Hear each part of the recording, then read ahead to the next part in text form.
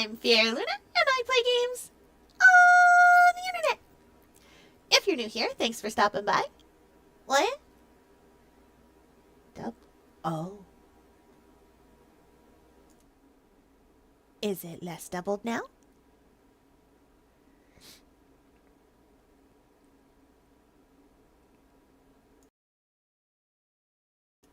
Let's try this again. For some reason, this thing, okay, for some reason,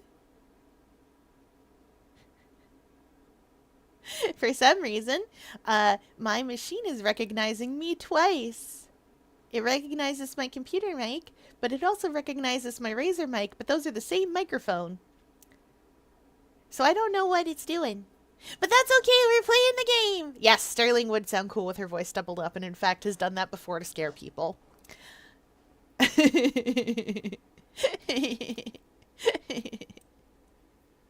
I'm sorry, is my mic peeking out again? Oh, you mean the pics in there. Okay. So, for those of you that don't know what we're doing tonight, this is a Hear Me Out stream. Welcome in, everybody. Hi, Val. Hi, Kat. Hi, John. Welcome in. We're doing a Hear Me Out stream. You guys gave me over 50 of these people to put in here. And I want to tell you all, you have submitted me, chat. You have shown me the moon 3 times now. This will be the second and third time I have seen the moon. I am glad you show me the moon so often. I like the moon. We do like the moon, 'cause it is close to us. We like the moon. Anyway, you've all chosen some questionable choices. Not all of them are questionable, but some of them are highly questionable, and one of them got its own tier. You will notice that in addition to the besties tier that I added last time, I've also added, I licked them, they're mine. You'll never know who's going up there. Actually, the end isn't the moon. I suppose that's technically true. The end isn't technically the moon. The end appears as whatever it appears as. You don't know who's going in the I licked them, they're mine tier. I know exactly who's going there. None of you will find out until I put them there, and I think there's only one that I'm going to put in that tier. The end is effectively... Hear me out, the Phoenix Wright series is one of the best detective games ever, and you won't be able to change my mind. It is. It's great. That's why we're playing it on Wednesdays. Because I love it. Technically, you are a lawyer, but as with Professor Layton, you are a detective. Alright, alright. I will defend Metal Overlord with my heckin' life. I believe you. Now, we've got some questionable choices down here. There's a lot of them. I told you there's a lot of them. Y'all gave me many people to put down here. You guys gave me Mother Brain. You guys gave me Junko. You guys gave me Green Biker Dude. That's Twisted Dandy for those of you that can't tell. Shane of Stardew Valley, the most questionable man. You gave me Odysseus. Junko is good. Hear me out. I don't want to hear you out on that. Anyway, it's ad jail time. So during ad jail, I'm going to explain what we're doing here. You're all being judged by an octopus. That's me. I'm an octopus. You get to be judged by me. I will judge your taste in people. It'll be great. I don't know all of these people, so some of them I'm going to have to get you to tell me about, because I don't know who all of these people are. Most of these people I know. I would never. I would never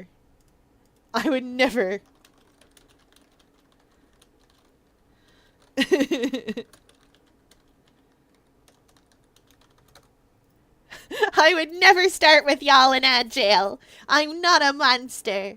I understand the pain of ad jail. I get it. Some of these things you've submitted to me are great. Some of these things I'm like, I don't know that. I don't know that one. You will all have to bear with me. Tonight's snack is cream of broccoli soup that I melted some nice cheese into it. I shredded it up and melted it in there. Because that's how I like to eat my cream of broccoli soup, because I don't know. Also, it's creamy and warm, and that means it's good. Also, staff says it's full of vegetables. And therefore vitamins. And I like that about it. We do love some vitamins. One ad's a minute long? What?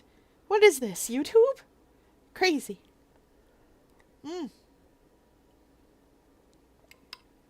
Insane. Ah. But it does turn off pre-roll, so when people come by and it's not an ad break, they can come in and see what I'm doing. And that's nice of them. We love mac and cheese. Oh yeah, I got Valentine's things today. I got given a flower bouquet that was made of Lego so that I could put it together, and that was fun. And staff was like, "What are you doing?" And I'm like, "Putting it together." And they were like, "Okay." And then they let me. I also got Banned in America chocolate. It's not a Kinder Egg this time. It's something called a Cherry Blossom, which, I mean, I understand most people don't like, but I do because it's as big as I am and delicious. The Legos are enrichment. Hi, Mint. Welcome in. Hello. It's Mint. Mint drew me. This thing you're looking at right here. This picture of me so that I don't have to show you the real me, which you've all seen because I took pictures of myself and put them on Blue Sky. But this ping. Ooh, much like Sam, right? I've been here the whole time. He always is. Oh, did you see the emote that Val made for me? I commissioned them with Twitch money. It's a whispering emote so that I can whisper in people's ears and let them hear me out. So that I can go psh, psh, psh, psh, psh, psh, in people's ears. It's a little whisper emote. With me, whispering. Anyway, I've put this here specifically for the Hear Me Out stream. Very concerned when Luna says something's questionable. The psycho during games like Carry On, and you know something's very concerning. Oh, it'll be questionable, alright. You'll see, there's some questionable things in here. Like the moon. Several times. Chad has shown me moon presents last time, and now they are showing me the moon, and the moon, and Shane. Listen, Shane has questionable, you know what, we're gonna start here. So here's Shane. Shane is from Stardew Valley, and the thing with him is that he's one of the romance options that you can pick. But he's a is the Breath of the Wild Blood Moon on here? It is not. We have Majora's Mask Moon as a representative from Zelda, and we have the End from Sonic. But we don't have Breath of the Wild's Blood Moon. I will do it next time.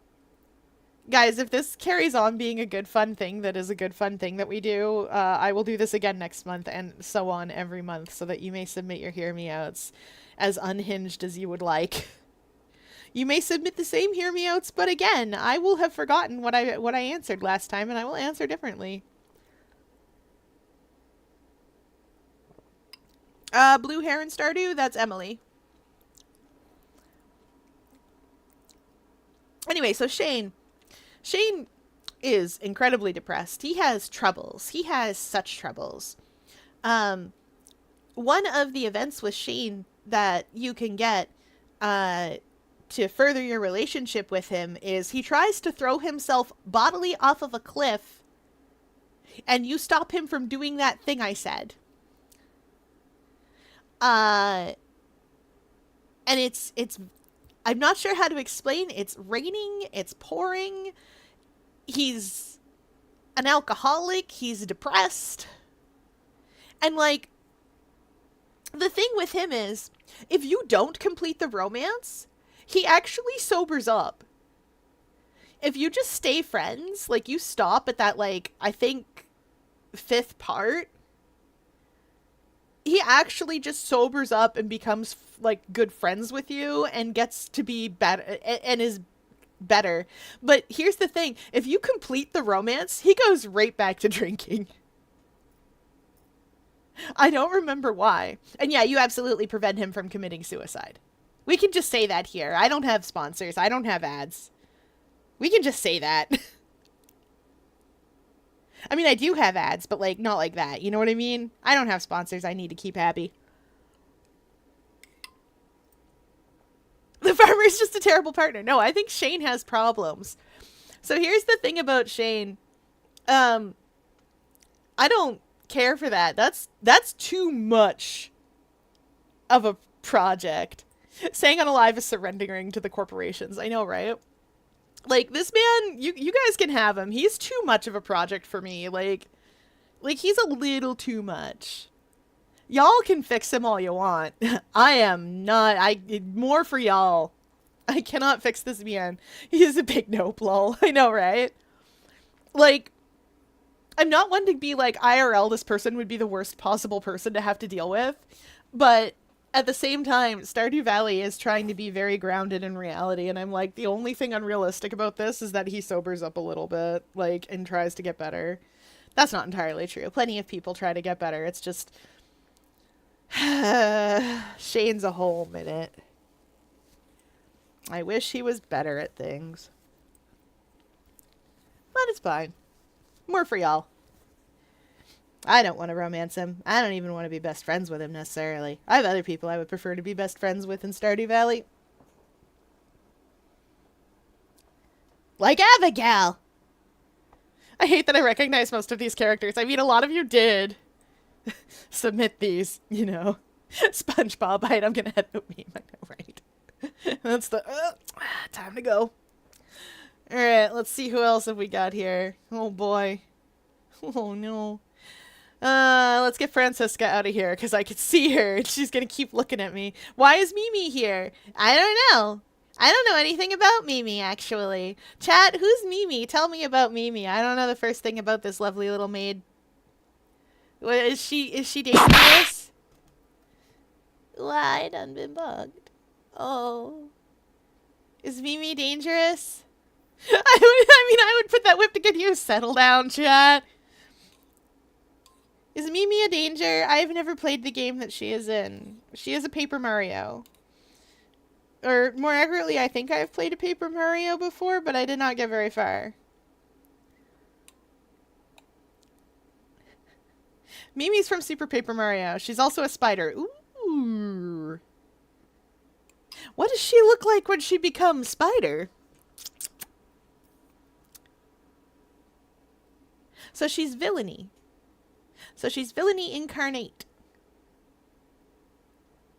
I like this for her. I like that she has so many legs. I would like so many legs.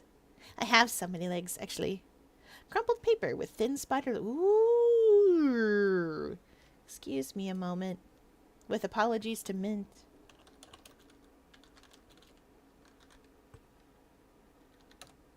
Okay. I love her at once. This is perfect, beautiful. But you have submitted me this thing. Hear me out for real now. How the flip do you play games and record in your aquarium without shorting and causing a power surge? Very carefully. Technically, I am out of the water, generally speaking, if I am playing games.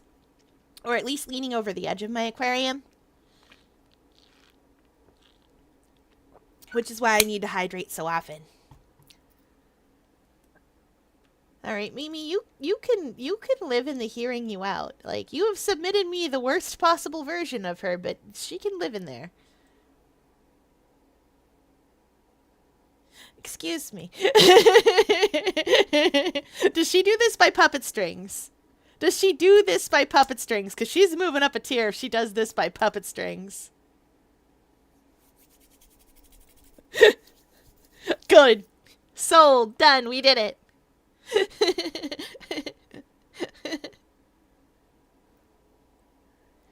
Close enough. I guess we'll live. Alright, now back to Francisca, because, like, sure. I'm hearing you all out. I hear all of you. You all yell very loud about her. I gave you an emote about it. She is not for me. Listen, I do not care. I done been bonked. I do not care to be whipped unconscious. That is not my usual thing that I like to do. It is not for me. It's just not. I don't know what to tell you. I was gonna put her in more for you, but then I was like, no, she can be in that tier. I'm hearing you, but not listening. Prude, how dare? How dare? Accuses me of such a thing. Someday aquarium staff will acquiesce to be having an NSFW account, and I will call it Fair Luda, and it will be hilarious. And none of you will be allowed to look at it because you're all too small.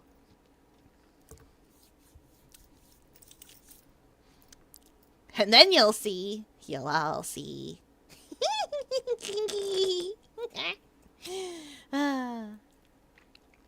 Hey now.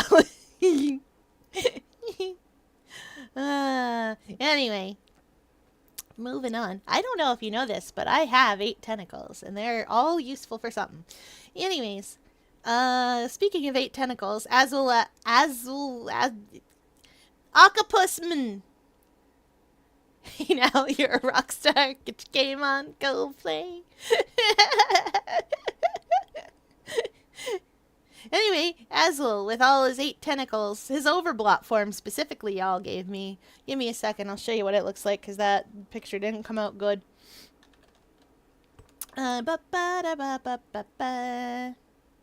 Forgot his name again.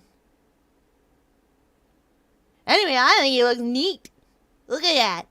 He's gonna get ya. There's the picture y'all used. He's gonna get ya. He got 8 tentacles and inky black tentacles on top of that. Like, this man's got enough tentacles. Probably there's no bones in there either. Which is good, because there's nowhere bones belong. Bones don't belong inside a person. There's glowing eyes, white hair. Like, this is the peak aesthetic. This is peak aesthetic. Peak aesthetic. Peak aesthetic can live here. Yeah, he's meant to look like Ursula, because that's from the game where... that's from the Disney game where all the villains are hot anime boys. There's a house for the Lion King run by Scar. There's a house for the Sea Witch run by Azul Ashen Grotto. There's Queen of Hearts, run by uh, Red. Forget his name immediately. There's Sleeping Beauty, run by the evil queen. There's the other house for Snow White, run by the evil queen. Um, is this a Kingdom Hearts game? Surprisingly, no. Riddle Rosenheart, you're right. Surprisingly, no. It's called Twisted Wonderland. It's a phone game.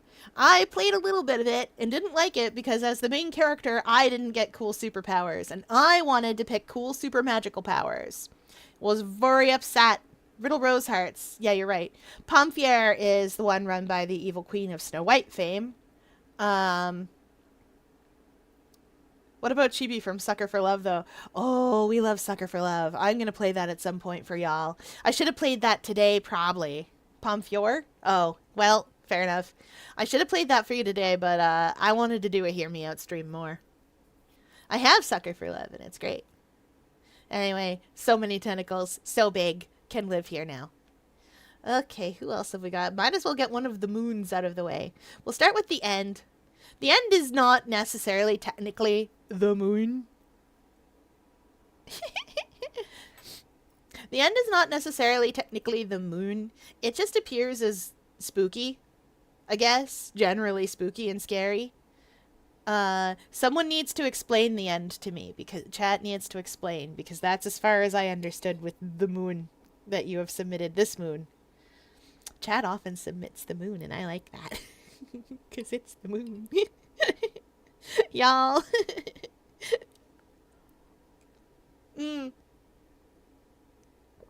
Have you heard their voice? Oh, yeah, I did, actually. I see why you submitted me the moon.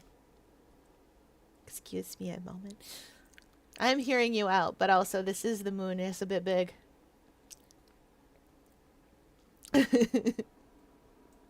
I forgot to submit a ton of mecha folk.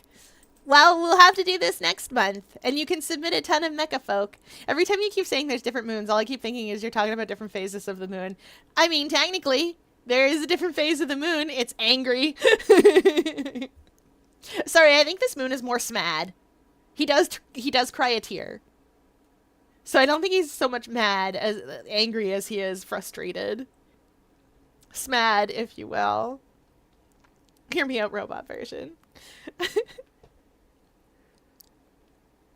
All right. Let's see what else we got here. Ah, yes, Twisted Dandy. Twisted Dandy, him big, him chonky. He is made almost entirely of ink. However, I have serious questions because he does also not have brain meat. So, like, I don't know what you would even do because he kills you in one hit. You would just, die instantly, and I don't like that. I mean, he used to has brain meat. Hear me out. Big cat. That's not something I want to go on a date with. Like, I don't know what you'd do. Twisted Dandy versus Bendy in the Ink Machine. Hi, Jelly Bucket. Welcome in.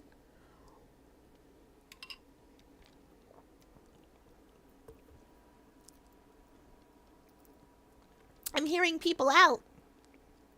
You die instantly, and I don't like that. Prude. How dare. Nobody likes dying instantly. You can only do it once. I've pre-written some arguments for a few characters. Beautiful. Fear is just a coward. How dare. Sheik is somewhat offended. Regular-sized cats are fine. You've seen my regular-sized cat. Do you think I can handle an actually large cat? My regular-sized... Well, Roxy is not exactly the most regular-sized of cats. She's very big for a cat. However... I see.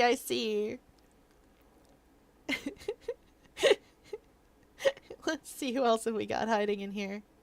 Oh yes, you have given me Ganon twice.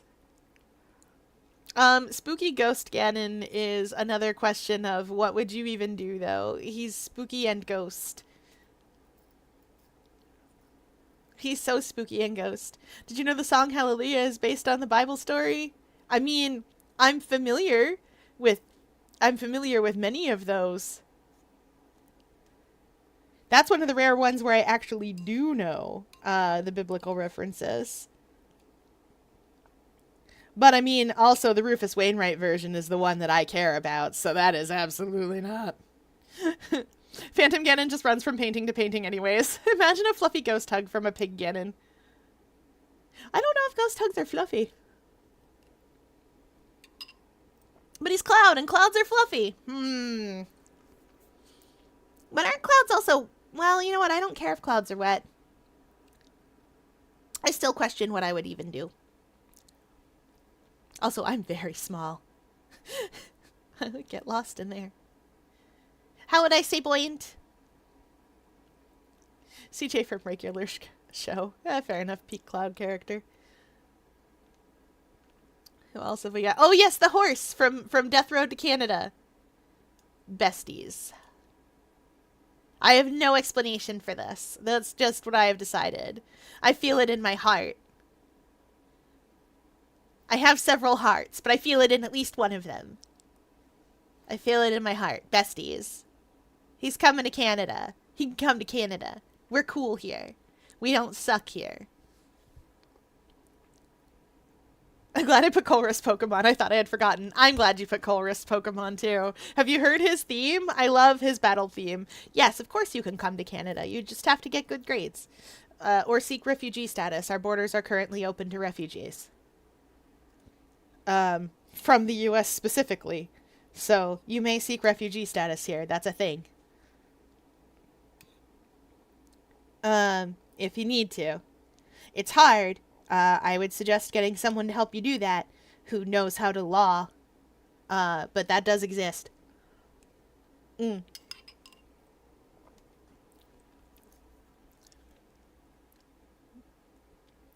Xant's hand. Man, we are whipping through these. Xant's hand. Where's the rest of Xant? Oh, wait, really? I'm going to Canada. Okay. Xant's hand. Y'all have given me Xant's hand. If you gave me the rest of Xant. Like, okay, so Twilight Princess is a weird Zelda game. Let's start there. Twilight Princess is a weird Zelda game. Xant's hand is the weirdest thing that you could have submitted to me because the rest of Xant exists. And, like, I don't even know where to start. He does protect that glowing ball. And if you put yourself in there, I bet he'd protect you just as hard. But, like, I don't know. I think maybe he would not. I think maybe you have to kill Xant's hand to get to the glowing ball. I know it's not literally a part of his biology. Well, Xant's biology is complicated anyway on account of the Twilight. He's weird. Like Midna, he's weird. The Twilly continue to be weird. You know what? I've just realized there's a lot of Zelda in here. Like, there's a lot of Dandy's World like there usually is, but there's a lot of Zelda in here. I'm surprised by the amount of Zelda y'all put in here. Stun it, you say? Can't kill it, you say? Don't love that. A lot of Mega Man, too. Who could have done this? A mystery!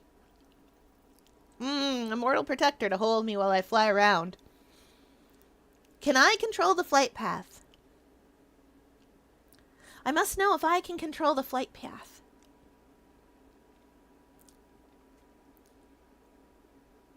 Lino, will you play like 2 of the 3 there Earn to Die games for a short while for a horror night? Ooh. Ooh. I remember those games. That's gonna depend. I'm currently playing, Case of the Golden Idol. Or, the sequel, actually. Which is very good. Y'all, that Golden Idol game is so good. It gives you fake words. Like, that game, the old game would give you verbs and stuff. But the new game gives you, like, a bunch of, like, verbs that could be true. But you have to suss out which one's which.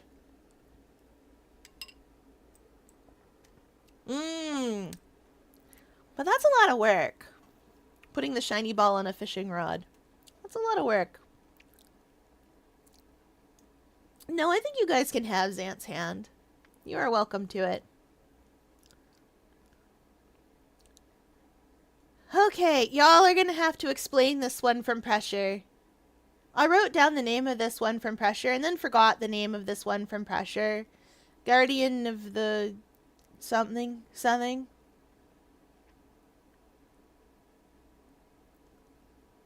Very, very big, like huge. Oh, huge. What do they guard? Bigger than Sebastian's already pretty big. I don't know if you know this, but he's already huge. I know. We're not going to zoom through these for long. I'm whipping through these because some of them I know and some of them I knew would be short to answer for. But like, y'all, we've got some stuff from the Elder Scrolls that I'm very excited to yap about.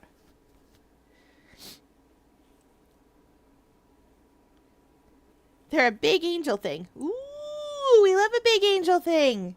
The Badlands. I read it as the Badlands. Guardian of the Badlands. What's in there? Is it... Why are they getting blood constantly sucked out of them? Where does it go?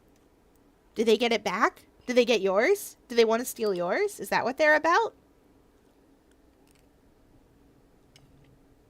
For urban shade to use, I see, like umbrella. Is that Shane from Stardew Valley, famous for your lips taste like pizza? That is Shane. Blah, blah, blah. Yeah, that's what urban shade is about. Roblox reference. Yes, it's from Pressure.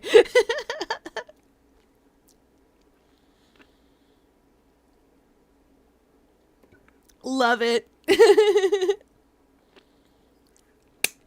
In my defense. You guys can have Shane in my defense. I don't know what chat's defense is. Okay. So what I've got about Guardian of the Badlands is big angel thing. Actually angel, because angel blood has special properties and stuff. Ooh, delightful. Oh, we do love an angel that's just hooked up to shenanigans. See also Neon Genesis Evangelion. I don't know if you guys have ever seen Evangelion, but Ava is amazing, and you should all watch Ava, just to have the rug pulled out from underneath of you. One of these days, I'm telling you, one of these days we're going to sit down and we're going to do Saturday morning cartoons, and we're going to watch an episode of Ava, and we're going to watch an episode of Serial Experiments Lane, and we're going to watch an episode of Ghost in the Shell to cleanse our palates a little bit, and we're going to watch Ergo Proxy. And that's like 2 hours of watching cartoons. And then we're going to do that again, but on the next Saturday. Ergo Proxy will seem like a palate cleanse until halfway through, at which point it goes absolutely off the rails. I love Ergo Proxy. The whole first part of Ergo Proxy is detective noir, but in the future. And the whole second part of Ergo Proxy is... Question mark, question mark, question mark?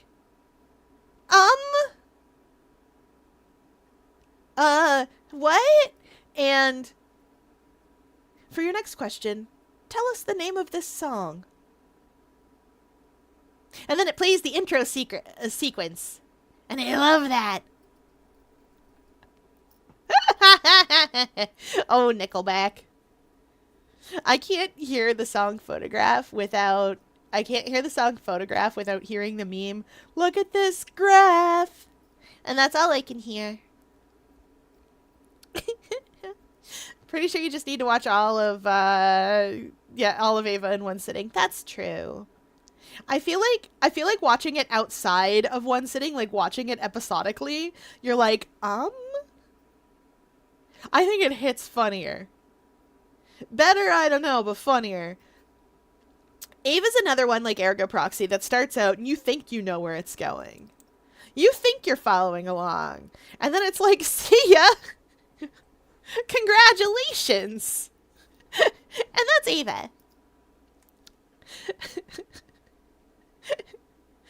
Give me too much time to go there. Yeah, exactly. Nickelback is one of those bands where I'm just like, yeah. the lead singer for Nickelback, Chad Kroeger, is kind of on record as saying, like, we didn't set out to make the best music, we set out to make profitable music. And I'm like, you know what? Pfft, fair enough, you did that thing you said. Anyway, Big Angel Guy. I'm hearing you out on Big Angel Guy. I do love that. I don't love that for me, but I do love that.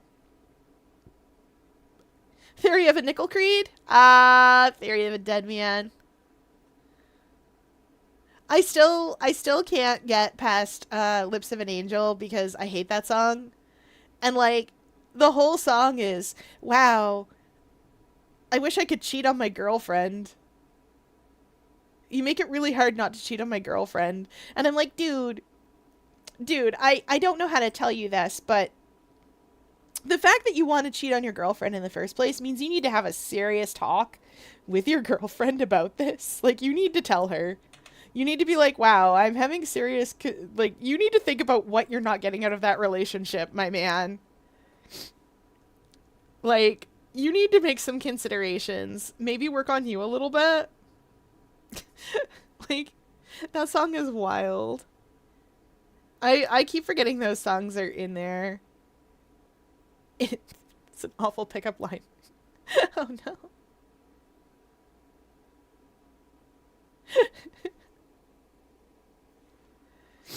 Anyway.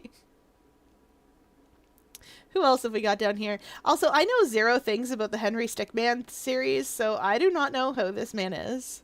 Just that he has got a plan. Yeah, I don't know who Charles is. Someone has to tell me who's Charles. He's not Charles Xavier. Or Charles, King of England. The best plan. Oh, I see where this is going. This man plans like I do, doesn't he? This stick man plans exactly like I do, doesn't he? Yeah, he plans exactly like I do. Is this the man that when he goes, I've got a plan, it's exactly as ridiculous as mine? Yeah? Val, you know how ridiculous my Splatoon plans are. Perfect! Perfect! 10 out of 10! This is a man who knows what good plans look like. We did it. We got it. Perfect. Good job, Charles. I don't know him very well. I'm hearing you out, though. This man has excellent plans. You know what, besties, actually? I would plan with this man. I would plan things with this man. I would do a heist with this man. The heist would involve us just crashing a helicopter into something and then in the chaos picking up all the money.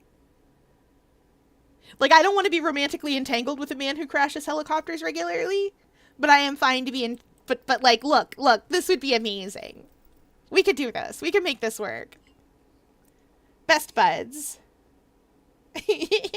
Bestest best friends. Oh.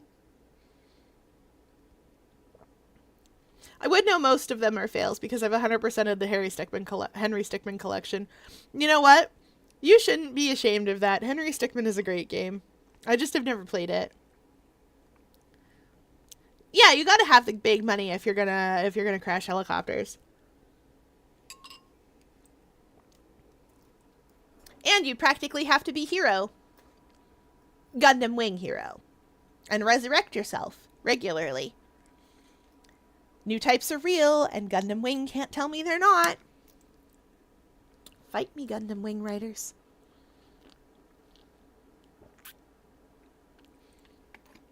I have so many problems with Gundam Wing writers. I'm really sad that the people who actually know what Gundam is got kicked off the team.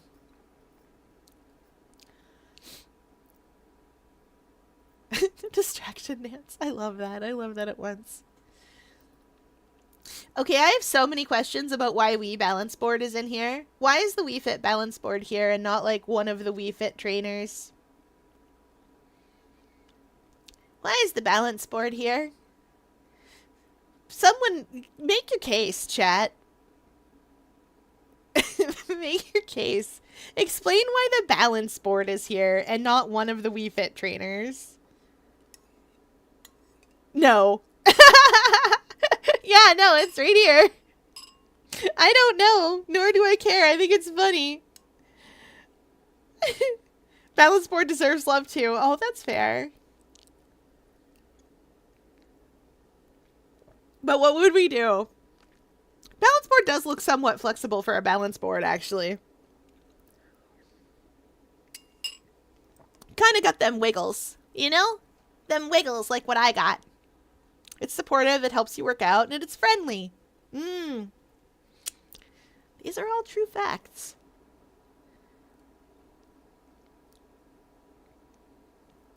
Balance board. I feel like yoga. I feel like balance board is supportive and helps me work out. I think balance board and I would go to the gym together. I think like we'd be like, like that person, that you go to the gym with, like you know them from work probably, and one of you has a car but the other doesn't, and so it's just been the thing that you do to keep each other accountable. And you go to the gym at the end of the day and you're like, yeah, let's work out. Because it's right near one of your houses and it's easy for the one of you that doesn't have the car to go home. And this is incredibly specific for no particular reason. None at all. Definitely never listened to aquarium staff talk about that exact situation. I feel like that's where balance board fits. Like balance board is that gym buddy. Balance board I bet has the car though. You know what I want? A wee balance board plushie. I love that. I want a wee balance board, but it doesn't work with the modern stuff. I want a ring fit. That's what I want for things, but I want to see if Switch 2 comes out soon. We know on April 2nd they're telling us what's on it. So I want to see if it comes out soon so that I can have it. Yum yum yum yum yum. Oh.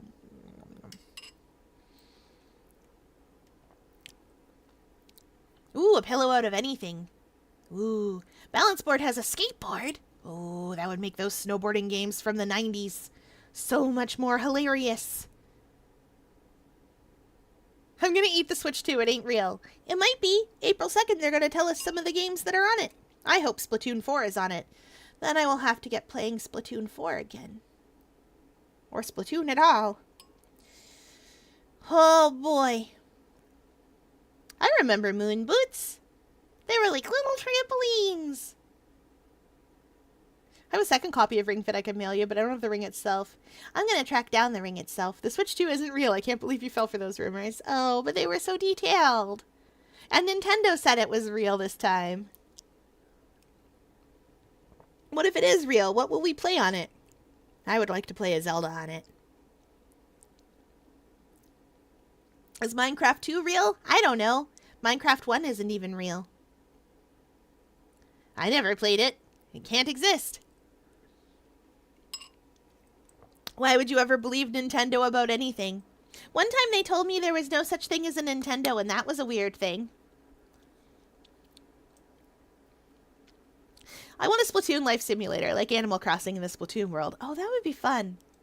Gonna be dead by the time GTA 6 comes out. I mean, it's gonna exist. Imagine getting back to the list. We'll do that someday. You guys gave me 50 of these. We got time. We got time. Also, I forgot to suspend body break, but please don't hurt me. I am still recovering. GTA Duke Nukem Forever! Nintendo told me Bowser Jr.'s mom was a 50-something-year-old programmer. Bowser Jr.'s mom is Peach, and I will not rest until people believe me about that. I will also, once again suggest that perhaps, the Koopalings are Bowser's children, or at least nieces and or nephews. But I would like them to be his children because that's what they were originally. Bowser's Jr.'s mom is Bowser. Yes. That's a DPS spike. 111,000 DPS? From what? What are you spiking with that? Besides anything that moves. There are raid bosses that are going to be like, nah, I'm good. Mm. Oh, that reminds me. A volleyball. Yes, a volleyball. I headcanon that the Koopalings are his adoptive children and Junior's his only biological child. That's also fair. You know what? You know what? Accepted. I will accept this for 2 reasons. Reason number 1.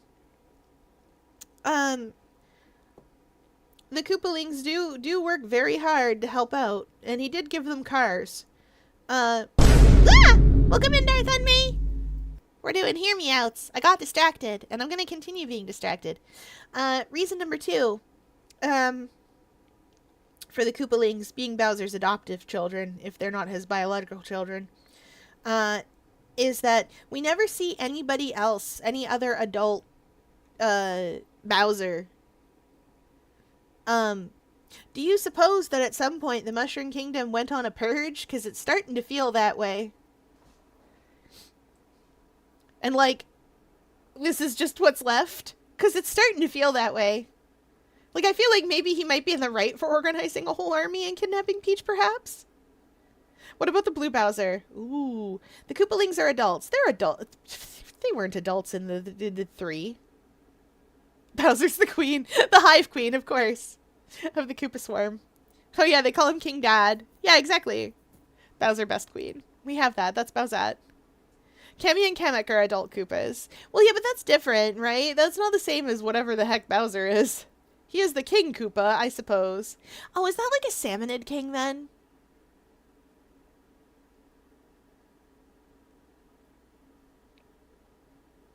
When a game takes a long time, I like to believe that the characters are all getting into place. Oh, I know that one. That's a thing that you see in Reboot, actually. Bowser did canonically have a brother in the Lost Levels. Ooh, yeah, you're right. Bowser's a Salmonid. Yes. Follow Salmonid logic. Let's see. Speaking of Salmonid logic, Demon Dragon Ganon. Him big. He's big. He doesn't know nothing about nothing. Not a thought behind those eyes other than kill Link. That's kind of his whole shtick. His fight's amazing. I don't know, though. I'm really here for the other dragon. So, big, okay? And that's all I got. That's fair. I play as Bruce in Smash Brothers. We do love Bruce. Maybe Bowser made the Koopa Kids like King Piccolo made Piccolo. Ooh, that's also good. I like them as adopted though. Like I want to write that dark fiction. That makes me want to write that dark fiction where like Bowser's the only like adult of his sort of like subspecies of Koopa and is just like Oh, haven't beaten Tears of the Kingdom yet, so I have no thoughts on this guy. My thoughts on this guy are, dang, he was a really tough boss fight. And also, him big. I do like him big. Yeah, alright. I'll hear you out on him. Him big. Oh, I will fanfiction things to death. We know how people are born in the Mario universe. The stork brings them. Oh, yeah, you're right. We've been there. We've seen baby Bowser, which is different than Bowser Jr. It's a baby Bowser, as you might expect. Okay, y'all know I need some explanation on some Mega Mans. So let's start with Tundra Man, who did not get a good picture. Give me a second. I will show you Tundra Man. Yeah. Ba-dip. Anyway, this is Tundra Man. He's fabulous. He's got a lovely braid. I love that braid for him. He can skate. Pribby. Yes, excellent case. Pribby. I feel like he does a twirl and it does like an ice twirly, like an ice tornado. I feel like that's what this man does.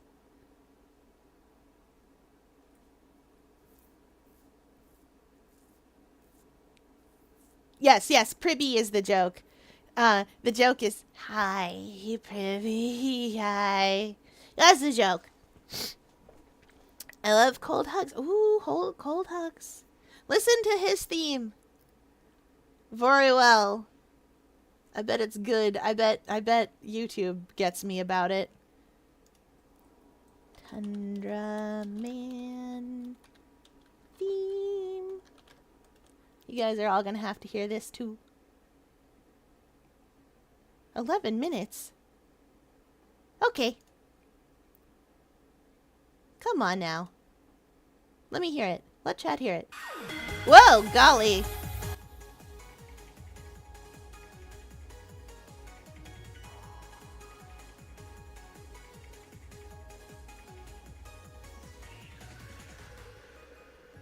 $11 for the 11th game.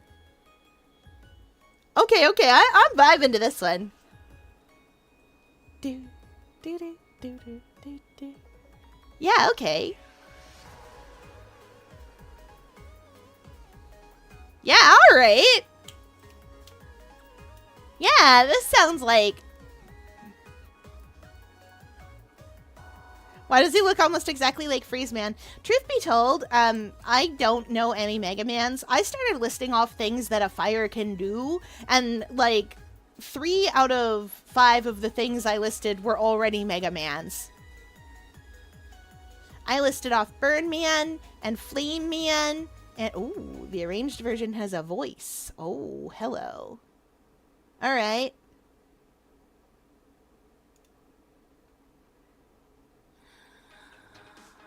Oh no!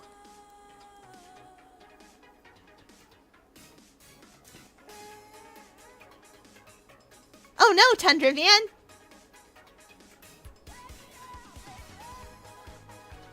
Tundra Man, why are you a 1980s fan?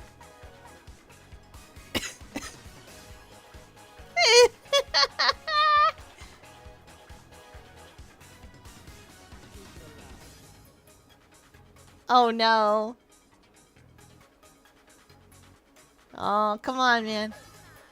Yeah. Okay, I get it. I get you.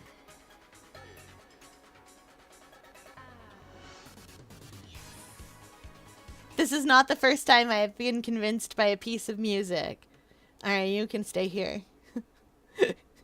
He privy. He privy. Alright. Who else have we got hiding around here? Where are you, Hornet? Hornet! I mean, I don't have to explain myself. Hornet great. Hornet privy. Hornet confident. Hornet's got a good grasp of a good grasp of that nail. She's very fancy and clever. The one and only gendered child. 10 out of 10. Also, she has complicated feelings about Hera the Beast. And I feel bad for that. She's a, like, kind of cool mirror to the rest of it, to us. And I think after Hollow Nest has fallen, she's kind of the only one still vibing there.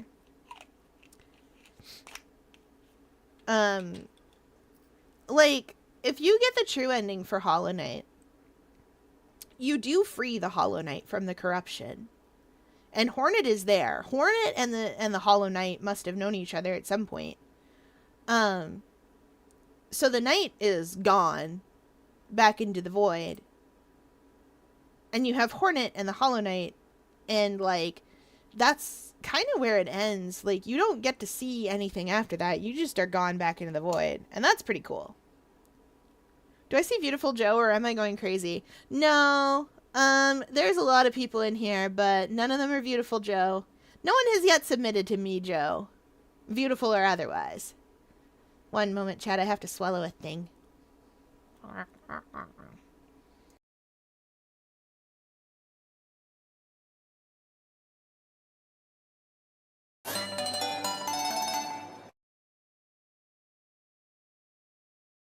Okay, I did it.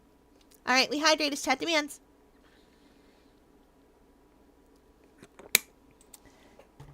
And a big stretch. Big stretch. There are many people who are like Beautiful Joe around here. There's some Mega Mans. They always look to me like Beautiful Joe. And this one is Kazuma from Yakuza. Not from the other game that I like. That I forgot. That's Kane from the Amazing Digital Circus. And that's Twisted Astro. Kane is hilarious. I love a silly man. He's very silly. Also, I see Godot's on here, and after Fierre's voice for him, I'm not shocked. Listen, I didn't realize. I read that out, and then I realized what I had said, and I was like, well, can't unring a bell. And that's how we got there.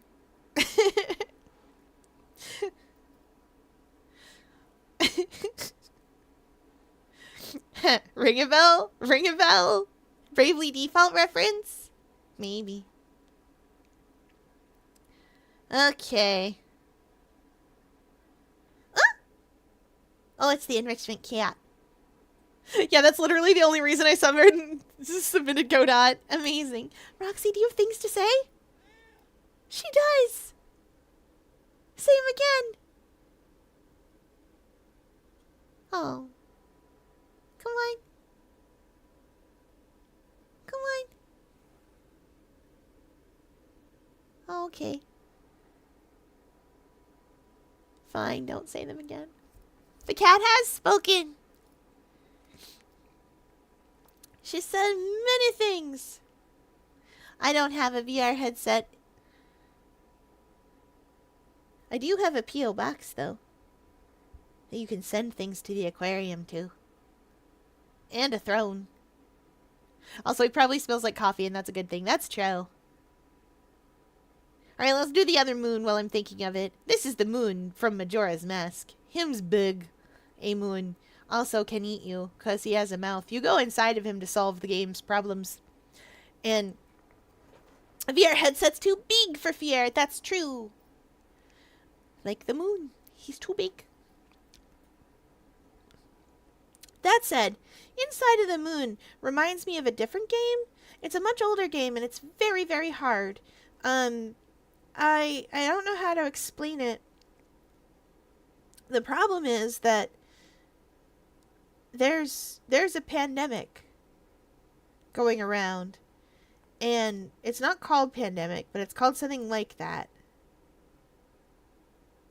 It's Russian in make, and you play as a guy who is a doctor, kind of. Okay, I have a thing for this. One of the hardest parts of planning a date is the location, but the moon can be your location. What's on the moon? A beautiful grassy field and a large tree. The perfect spot for a picnic. Have a picnic inside of your date's face. Ooh, that is good.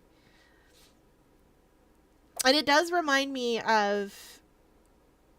Oh, why do I never remember that game?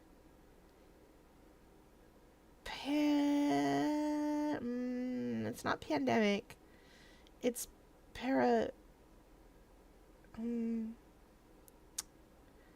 Good gravy. Anyway, it's a game that starts really weird and ends really weird. No, it's not Paranoia. It's a Russian computer game. And I don't know how to... no, it's not that one either. Plague Inc? Nope. It's a very confusing game. And I remember H Bomber Guy playing through the whole thing so that I don't have to. But I did have to because I played that game when it was young. There's a sequel to it now. Give me a hot second. I'll get the title of it. Give me a new tab. I'm gonna bring it over here though, so chat doesn't have to see me searching it.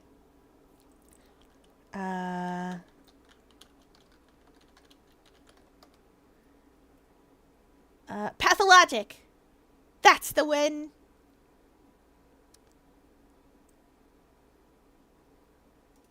Okay. So, Pathologic is a really weird game. You play as a dude. He is a doctor, I think. Kind of. It's complicated. He goes to this town and he's like, boy, howdy, there sure is a plague here. And everyone is like, there sure is. Get out. We hate outsiders. And you're like, oh, I know this kind of game. And so you go around and you do things and you're like, oh, I have a hunger system. I'm hungry. I should buy some food. And then you buy food, like an egg, for instance. And you do things and you like save up money for your first day and you buy things and you talk to people and you get information. And then the next day happens and the price of egg has skyrocketed. So you are stuck with whatever you had because you can't afford anything anymore. Because the plague has gotten significantly worse. And there's this other guy who is a Haruspex. And if you're unfamiliar with what a Haruspex does, they are Roman in origin, or at least that's where most of you will know them from. They are primarily Roman in contemporary thought, and what they do is they butcher an animal and they fortune tell about it. By things like, what's that animal missing? Does that animal have any weird bits out of place inside that are in weird places? That means a thing. It's called, nope, just pathologic. Pathological would be like a cool word, but nah, just pathologic, because it was Russian in make, so they just called it pathologic in English. There's a pathologic 2, which is significantly easier. But the way that pathologic goes is you play through the whole game, and then at the end of it, it has a sequence very similar to Majora's Mask, though it did come out, I think, beforehand. Very similar to Majora's Mask, where you go into an enclosed place, and it's like, ha, lol, you're here finally, and you're like, and people start talking to you, the player. And you're like, hi, hello, oh, hi, hello, hi, Roxy. It's the Ruth of Pathologic. This baby can hold so much story. It can. There's a bunch of sequences and things in Pathologic that you only get to see if you screw it up. And I really like that. Normally I wouldn't, but it fits Pathologic really well because Pathologic is a very dreary, grim game. It's depressing. It's filled to the brimming with, it is what it is. Comrade, it is what it is today. Like, it's filled with that kind of feeling. The vibe of Eastern Europe, under the Iron Curtain, where, like, nothing gets through. And it's like that. And it's not a game to play if you're looking for cheerfulness or a happy ending. Ooh, Do No Harm is very exciting for me. I really like this kind of games. I'm a little nervous of Do No Harm because it scares me a little because I feel like I'm going to do a lot of harm, but I like it.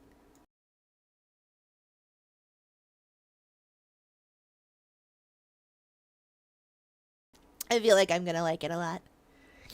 Ooh, hi, hello, careful. They're going to fall if you keep that up.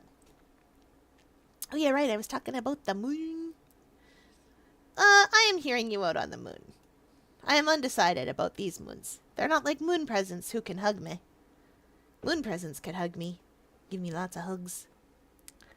Let's go for Junko. This lady here from Danganronpa. You may spoil the heck out of Danganronpa about it. I don't remember much about Junko Enoshima.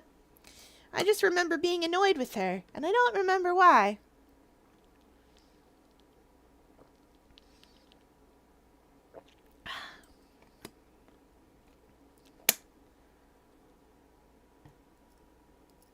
Have rarely seen a blood moon. Ooh, we like blood moons here. I've seen those. Had to refresh. Who we on? Junko Enoshima. I remember being annoyed with her, and I can't remember why. It's been too long since I've had anything to do with Danganronpa. Why was I mad at Junko Enoshima? What did she do? Was she mean to me? Was she playing me the whole time? Was she up to no good? I feel like she might have been up to no good. Oh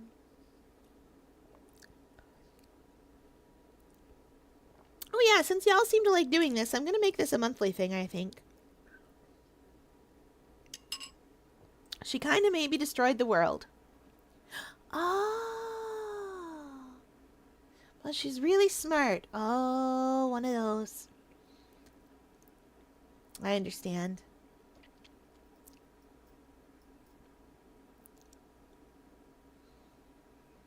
Okay. Hmm. Also, she does get points because she pribby.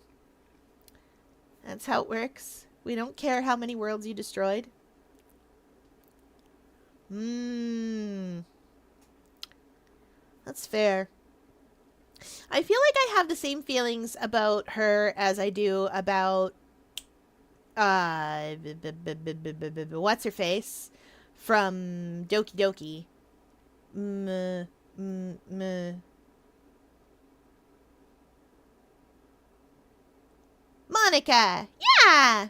Every day. Oh shoot, I can't remember the words. Oh no. I used to know all the words. Like she taught herself piano in there. Yeah, fair enough. Junko, you can stay, honey. I know you. I remember why I was mad at you. I can't stay mad at you. I can never get through Doki Doki. I tried. That's understandable. It's agile time. You know what that means? You all get to hear about something. Did you know? Did you know that a bus? Okay. So right now, aquarium staff has been very, very clear that you have to be careful going outside right now where I am, and that is because it snowed, and then it freezing rained, and then it rained a little bit, and then it froze immediately. So all of the sidewalks are covered in several centimeters of ice. And unfortunately, salt only works at a particular temperature. It does not work under a specific negative temperature, which I think is -2 or 5. I can't remember specifically. But it has been like -10 for the last little bit. So salt's not doing much of anything on that ice. And unfortunately, the other problem we have is that the roads are like that too. So right now, the roads and the sidewalks are just sheets of ice. And probably the city will get on that. Probably the city will get on that and start putting sand and stuff down. But right now they've been putting down just more salt. It will work if it ever warms up. But that's going to require it to warm up. So when I came home, I got to go skating a little bit. And by skating, I mean I was in my boots, and because the aquarium is near the bottom of a hill, I just kind of like let her go. I know what you're thinking. How does an octopus wear boots? The answer, hilariously, is I got 8 little Barbie boots. They're all different pairs of Barbie boots, too. Aquarium staff thinks it's funny. I also think it's funny. I would get upset if I ever lost any of them. They also considered putting me inside a single dog booty for like small dogs to see if I could make that work, but I kept tripping. So it didn't work. I thought I got everybody's. I was liking my whole way down. I was sure I got everybody's this time. I have 54 of these things in here.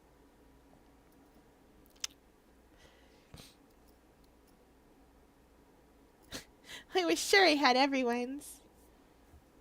Some of the ones without photos probably. Oh, almost certainly. I tend to forget the ones without photos. See, also, I forgot Hornet last time.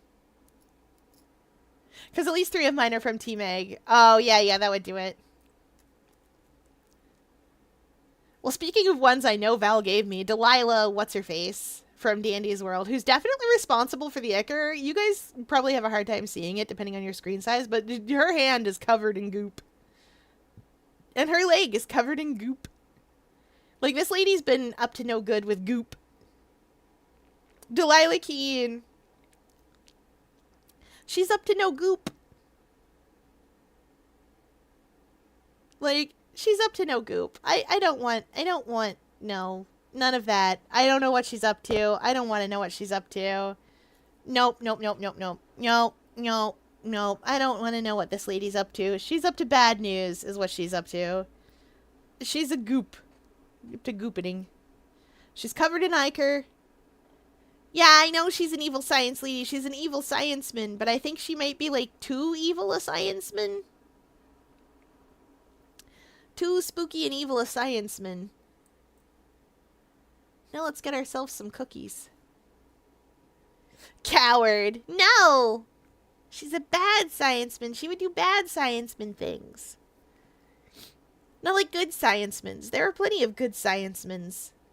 I know. The aquarium staff is right there. They don't do bad scienceman things, right? They both said right. I believe them. Except for keeping me locked up here.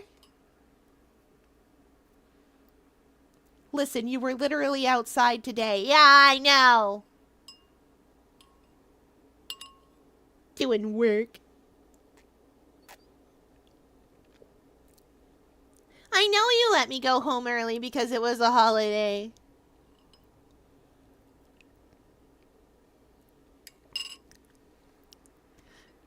Fiera's a coward and would not the evil science lady. There are many evil science ladies who I would go, would. This isn't one of them. Did you tell aquarium staff Happy Valentine's Day and tell them how much you appreciate them cleaning your aquarium and all those things? Yeah. And they got me Valentine's presents. I didn't know what to get them. So I didn't get them anything. Except for cheer and affection and all of those things. I told you, they got me Lego flowers. That was my enrichment. Well, you couldn't get them anything because you'd have literally had to ask staff to take you out to get them something. That's also true. And then it wouldn't be a surprise. I made a bunch of rainbow dishcloths. They're very damp, but I did make them. I made them out of, crochet. I made them out of cotton. They're very cute. They're gay little dishcloths. I should make another Lego Fier, improve on the old design. Yes! You could order staff presents online. I could, but for that I would need money. People won't take pretty shells anymore. They used to, but they don't anymore. I wish they would. Because I like pretty shells and I have a lot of them, and I think I could trade them for a very high value of thing. Let's see. Who else have we got? Oh yeah, Metal Overlord. This is a Sonic, as I recall. He is a metal, he's very metal.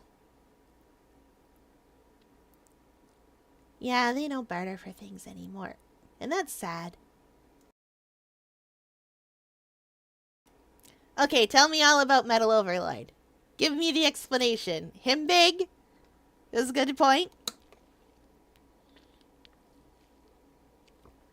He copied the life form data of every being, so he's Lavos.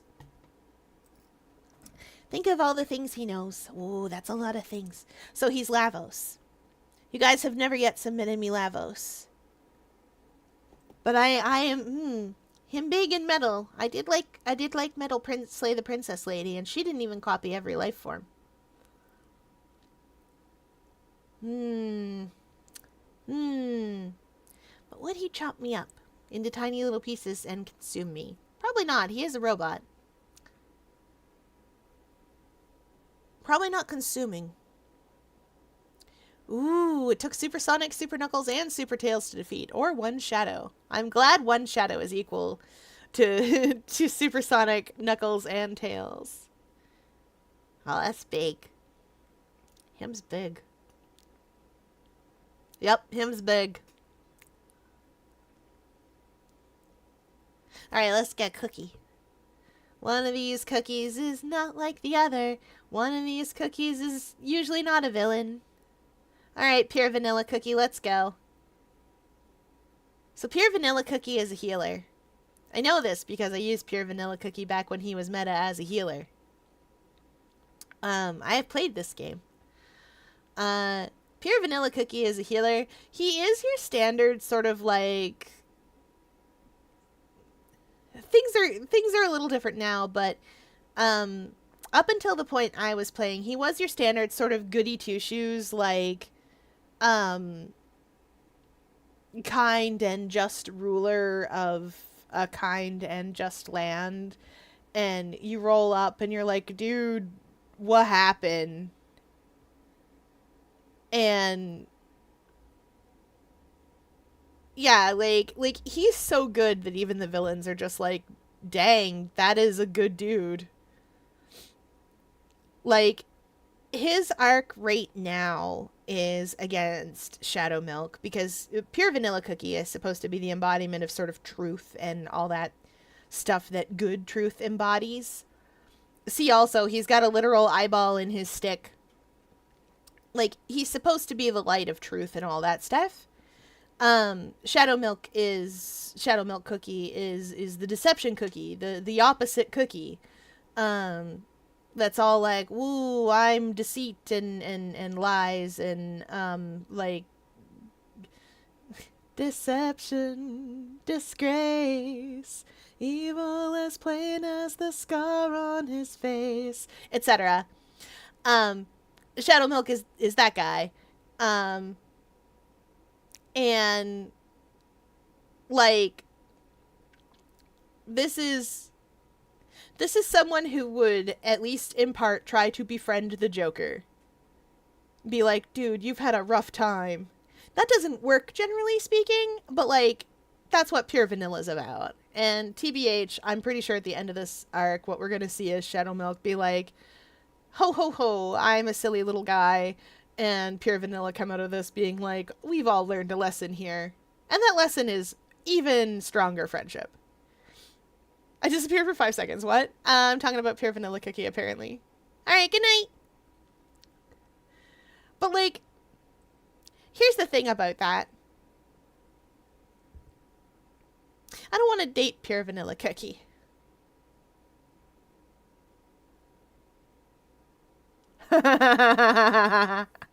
Oh no. I don't want to date Pure Vanilla Cookie. Like, he's married to White Lily Cookie in my mind. I don't want to date Pure Vanilla Cookie. I do! Okay, chat. But, like, in my mind, he's married to White Lily Cookie. They went to school together. They were childhood best buds. I know White Lily Cookie is Dark Enchantress Cookie. But, like, I feel it in my heart that they're married. So, like, I hear you guys. Like, I hear you, but at the same time, I feel in my heart there's a ship here, and I'm not going to get in the way of it. Let's see. Who else have we got here? Oh, yeah! Comb Jellyfish Dragon, who I thought had a really neat design and was really cool. I forgot him's name. That's why I didn't put Pearl or Marina in. In my heart, they're married to each other. I know, right? I'll just take both of them. Easy. Solved. So you do the Agent 8 approach. Nah, 8 and 4. I'm willing to take 8 and 4, but that's only because 3 Marie. Yeah, I really like this dragon. Him, Pribby. He's a monster hunter. He's a monster hunter monster. I'll show you in a second. I can't remember the name of the dragon. We're gonna not.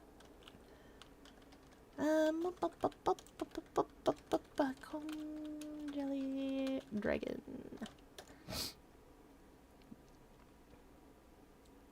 Yes! Namiel.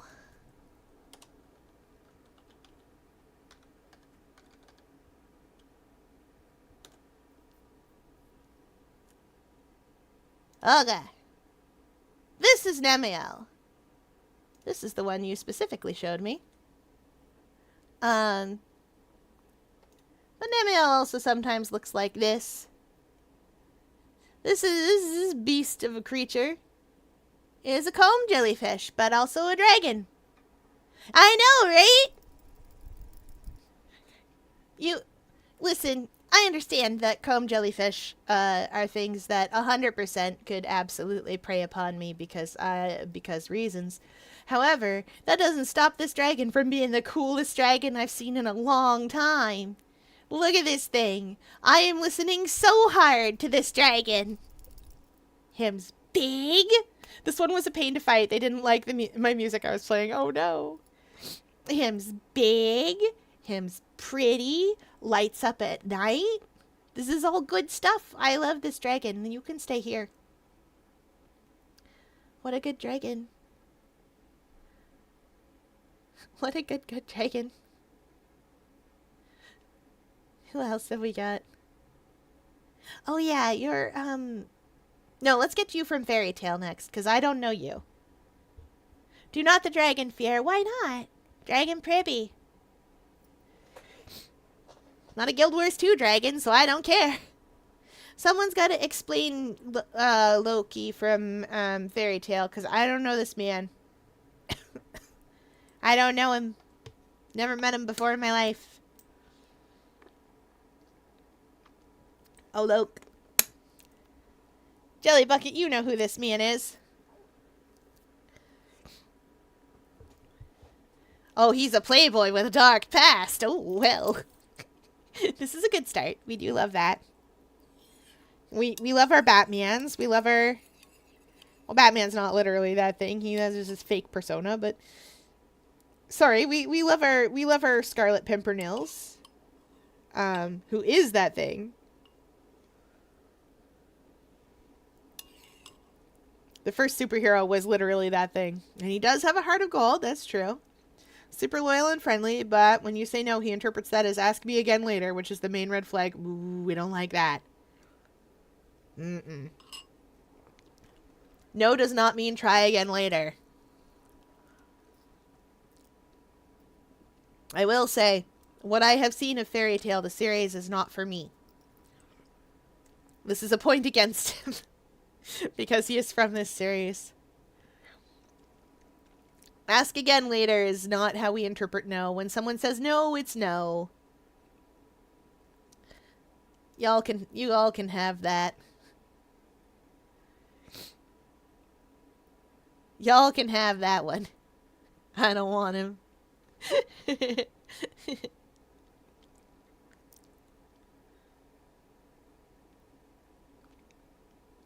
I have different characters I can go to if I want someone with a heart of gold. Oh no. Speaking of hearts of gold, hey Sifrin! Sifrin secretly has a heart that cares. Maybe too much. He's an I can fix him for me. I get you. I understand. I don't want to fix him. Just leave him that way. Alright, Sifrin. No, I can explain Sifrin. Sifrin is trapped in a time loop and suffering terribly and cares deeply for all of their friends. They are trying to break out of the time loop because they care absolutely incredibly deeply for all of their friends and want their friends to be happy and safe. There's other things going on here with Sifrin that are big ol' spoilers for In Stars and Time, which we're playing on Sunday. But Sifrin's key points are they want their friends to be happy and safe, and they are absolutely devastated by how many times they've gone through this time loop, and it's really messing them up. It's hurting them in ways. And like, this isn't a... Sifrin has gone through this time loop enough that, oh, I could change things and make them better, has gotten old. They've gotten to the point where there is an actual game mechanic where you can literally just skip dialogue because Sifrin's like, this is the fourth time that I've been through the, this is the fourth time I've been through this sleepover thing today, and I'm done.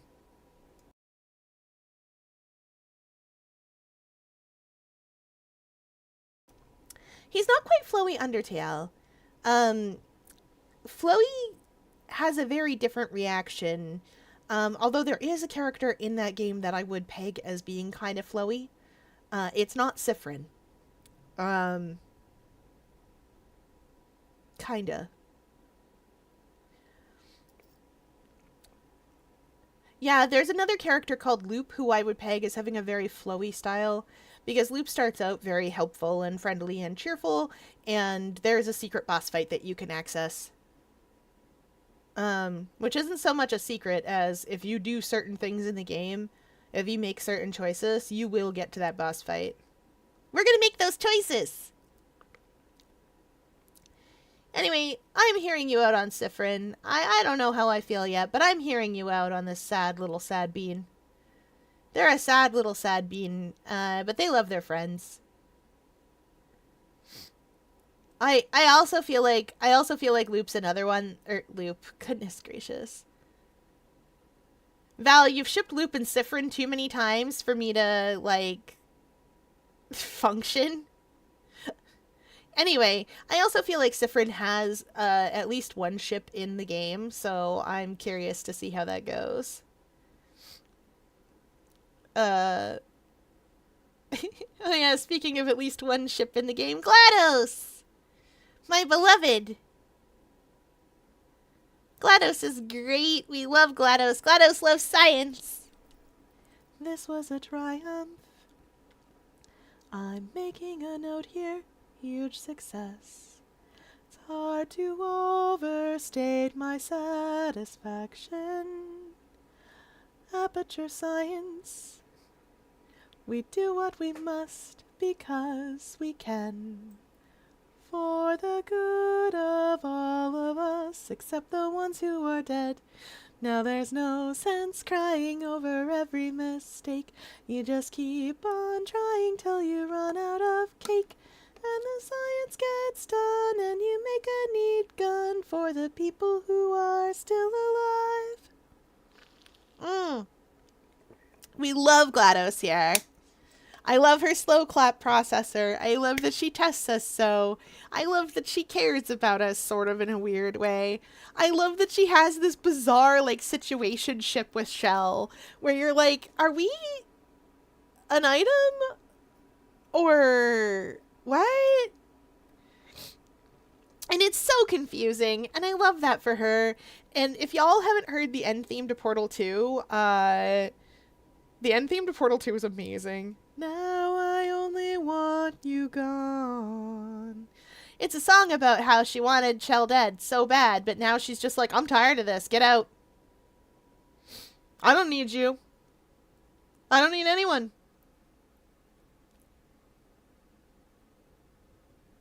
You were my only friend. That would be funny if it weren't so sad. Oh, I love that she's a potato, y'all. Can't hear you. I'm screaming as well.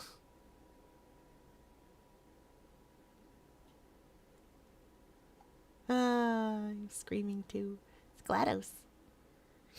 Okay. We are whipping right along. You guys gave me 54 of these, and we are whipping right along. I don't know where we're at, but we gotta be like halfway through by now. Probably. Who knows? It's a mystery. Oh, we're doing great. I can explain the black and yellow Mega Man. Is it this one? Rock.exec. Or Rockman. Yeah, Rockman. That's who I'm looking at. What is his deal? Is he... Right. Rockman that I pronounced Rockman Chi. Or Kai. Or however we want to pronounce this. He does look evil. He did indeed look villainy. He's from X-Dive, a mobile game. Okay. What's his deal? What's he there for? Is he there to be, like, villainous Mega Man? Is he like, I'm your evil clone?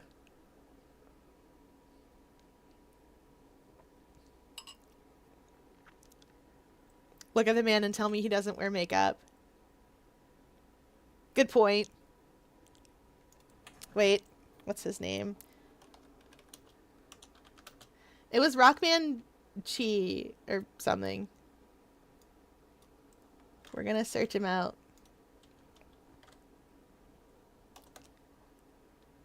The internet. The internet will tell me. Oh. That's a name I can't probably plug in properly to this. Oh yeah, this is a man that knows how to dress. This is a man who, if he were not a robot, would absolutely be the anime antagonist beautiful man. Like this is the guy telling the protagonist, this is the guy charging up his charge beam, telling the protagonist at the end of like a play fight, you know, like just before the bell rings. This is the man telling you at the end of your first like tutorial fight, with the charge beam charging up, see where what your friendship has got you. And then he's about to hit you, and then the bell rings and the charge goes out, and that's how that fight ends. He's got caution symbols. Yes, good. He should. He's too scary. I love this. I love this man. This man is very privy. He's ready to do a murder onto somebody. He's got big blue eyes white dragon energy. like I feel like he'd summon up the Blue Eyes Ultimate Dragon and just be like, that's what... He'd just be ready to go.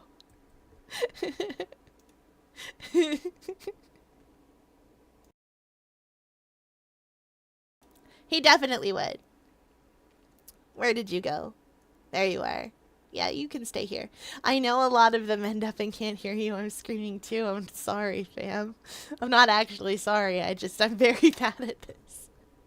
I'm mad at not liking your choices. Or you all are getting better at getting good choices. Also, speaking of good choices, Flo can go in besties. Like, I don't want to date Flo. Flo has clothes for me. Flo has clothes for me. I like that. I like that she's a sea bunny. I'm surprised I managed to convince you on Junko. It's been a long time since I've interacted with Danganronpa. I saw her and was immediately mad. Was immediately annoyed. And I was ready to, like, be like, fine, whatever. But then you were like, oh yeah. And I was like, oh yeah, I know why I was annoyed with her. It's because, like, she talks circles around you. I, too, would like to pet the sea bunny. I love petting sea bunnies. But aquarium staff won't let me because they're poisonous. Aquarium staff's like, don't pet the sea bunnies, they're poison. And I'm like, no, but they're cute. They're buns. Yeah, no, she'd be like I feel like she'd run the thrift shop, though, because she does she sells stuff in Splatoon for you. But I see the vision. I see, like, you'd go thrifting. Also, I will say, aquarium staff has an IRL regular visitor that looks like her. With a big hat and everything. And yeah, absolutely, would go thrifting.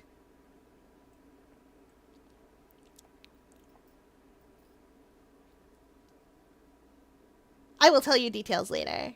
Yes. You live in the mod room, you get the details. Who else have we got here? Tofu Kennedy! Which one of you submitted the tofu block? I remember unlocking that. It was a pain. It was such a pain to unlock such a painful thing. Do you know what the tofu block does to you? Do you know what the tofu block Kennedy is? Terrible. He's the worst. He's so slow. But also delicious, because he's a tofu block. Exactly. I suppose zombies don't technically find him as delicious because he's a tofu block, but, like, he takes, like... Doesn't he have, like, 1/10 of the health or something silly like that? Leon is a cutie patootie. To be fair, I too am with Ashley going, Leon! Although, my favorite thing that I have ever unlocked ever in a Resident Evil game is the armor for Ashley. I love that it makes her too heavy for the cultists to carry. It's only in one version of the game, apparently. The version that I played. So I was telling my friends, like, yeah, why don't you just beat the game and unlock the armor for Ashley? It's so much easier to show people the game when you have the armor unlocked because she's too heavy to carry. And they're like, that's not real. Fear, that's not a real thing. Fear, what are you talking about? And it turns out we were playing very different versions of the game on different consoles and everything.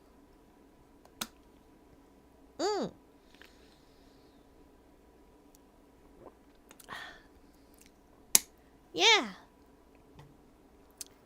So that's what happened there. But it's such a good time. Also, Leon looks great as a mead. Popping in before a game. But why is the moon on here? The moon is on here twice. Here. And here. The moon is on here because chat has submitted the end and the Majora's Mask moon. And last time we did this, they submitted a more different moon.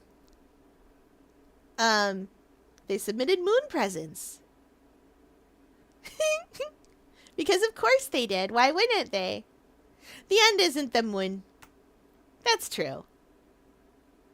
But I will say that you did submit me a moon-looking end. Oh, Astro counts as the moon enough. It's true. Then this is the 4th time you guys have... 4 moons. I can submit it. Yes, submit the blood moon. There's so many moons. Y'all, we're going to be able to do like a moon-only tier list. Although, next month I think I will do a rabbit-themed one and let you guys submit your rabbit-themed characters because Easter and all that stuff. Bunny. He. And no, Val, you may not submit my OCs. Gonna need to get that moon-themed horny bat. No. It's not needed here. Vibrates furiously in advance of Zeta. Lola Bunny, obviously. Yes, of course. Naturally, that's just how it is. But would we use the Lola Bunny from Space Jam or would we use the Lola Bunny from the sitcoms? Because, like, both of those are great designs. I don't know how many bunnies you can submit. You've got Bugs, you've got Lola, you've got Peter Rabbit. You got Bunny Girl Jade. Both separately, fair. You got Bunny Girl Jade from Dragon Quest XI. Which, she can count. She's allowed to count. Vanilla the Rabbit. Cream the Rabbit. Oh! The rabbit from Magical Star Sign. I forget her name. All the rabbits are named Sweets in Magical Star Sign, but I can't remember the name of the specific one that's with you. It's like Caramel or something. Is Cream a child? Oh. I was just naming Sonics. I don't know any Sonics. She's 6? What? I don't know any Sonics. I think Cream's a child, y'all. Okay. I only know names for Sonics. Does Lilia Van Rouge count as a rabbit? Well, we will decide that. But if you're the child of a bat and a rabbit and you have bat characteristics. T46 Woodward! Beautiful. Someone submit a Watership Down. Sonic is only 15. Sonic in my heart is a hedgehog. And hedgehogs are... A hedgehog that got to 15 would be impressive.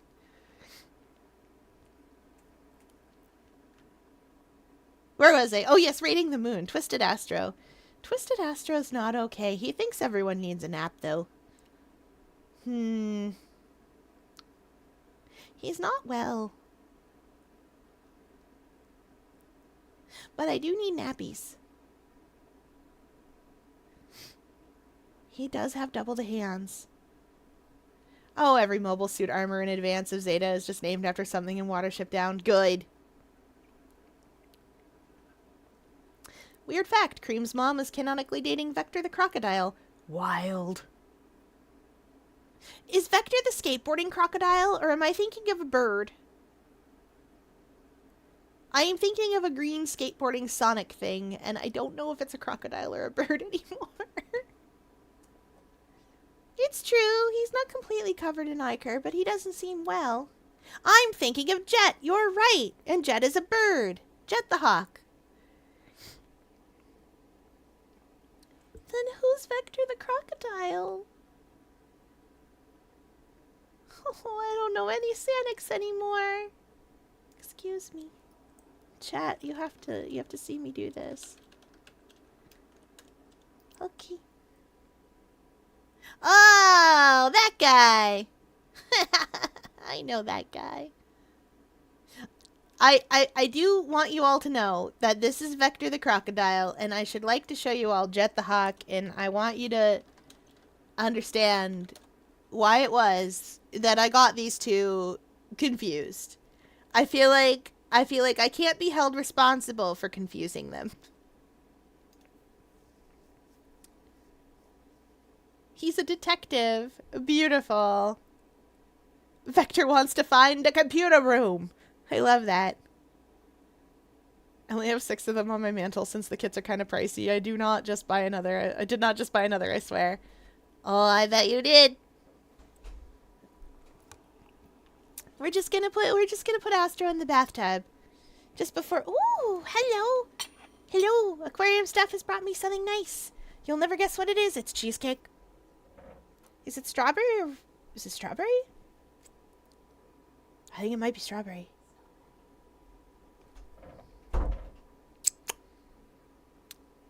Yes.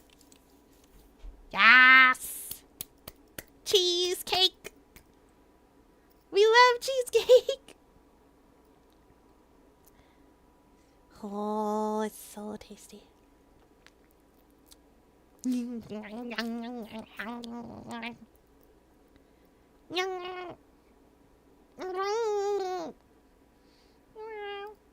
We're stuck.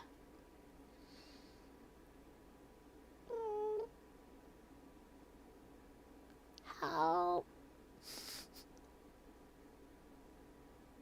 I'm a little stuck in the cheesecake. It's fine.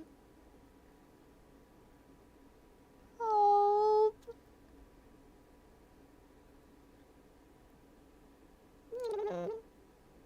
I am not holding on to the cheesecake while you try to pull me out. I would never.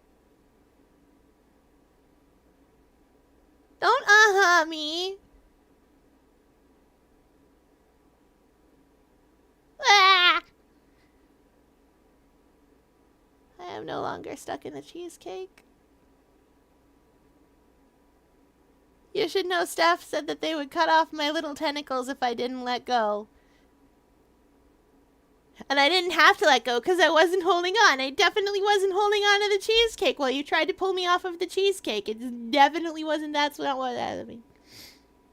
And even if I was, cheesecake's very soft. You should be able to pull me free of a cheesecake.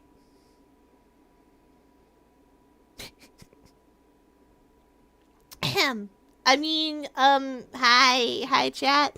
Hi, Hooji.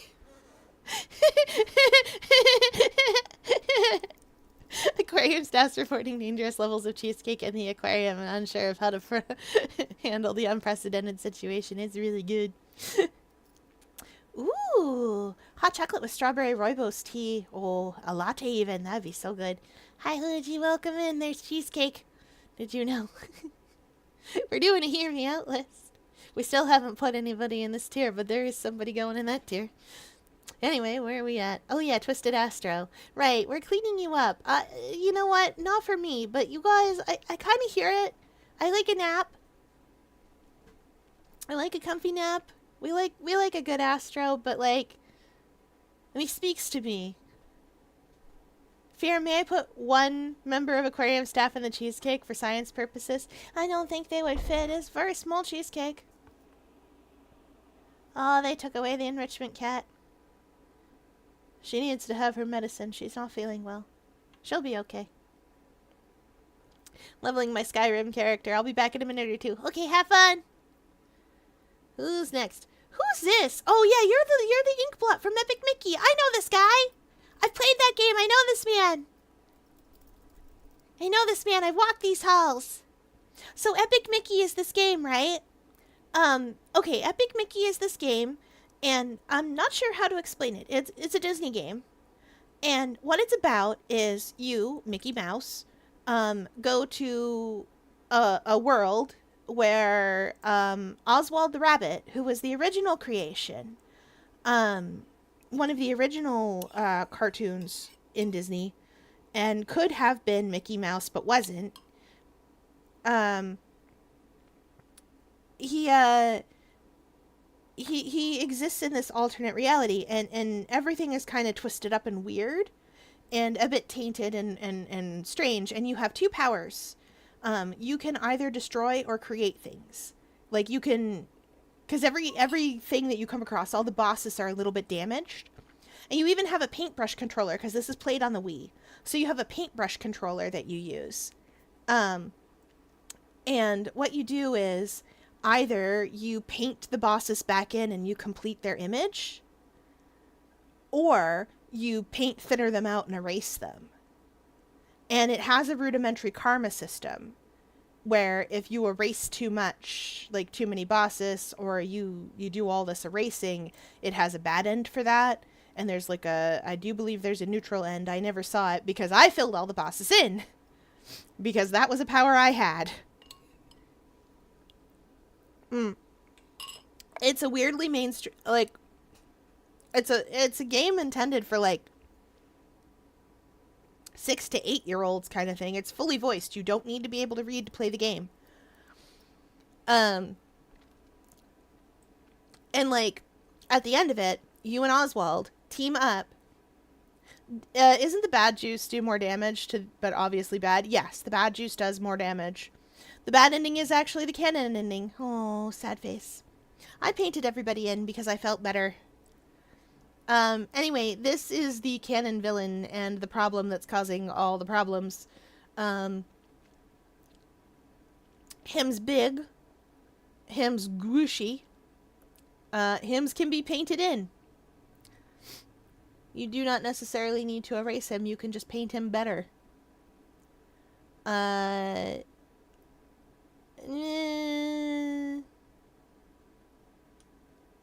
Maybe once we paint him in a little bit is better. But while he's big and gloopy and trying to kill me, I would prefer not to die. Just saying, I don't want to die. Let's see. Who's that? Goombella! Yeah. Yeah, Goombella. I don't remember her very well, but I remember her being very bright and excited to be here. His entire life is just Mickey's skill issue. Yeah. I remember Goombella being very excited to be here. And one of the partners that I actually liked in Paper Mario's. She's a college girl. Yeah. Going to school. Good. That's true. I know this from the YouTube compilations that she's sassy and funny. I tried to say saucy, but that's a much older style of saying that, and that means something else now. It used to just mean that you were kind of like that you had sass. Thousand Year Door is her adventure, and Mario's just kind of her partner. Fair enough. Yeah, she's pretty great. Hearing you out. I'm hearing you out on Goombella. Let's see. Who else have we got hiding down here? Oh yeah, we got Nico from Percy Jackson. This is fan art of Nico.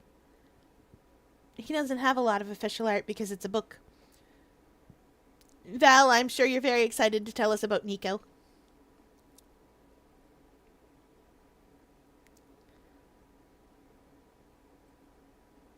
Is that the official art for him? Oh, okay. Val, I'm sure you're very excited to tell us about Nico.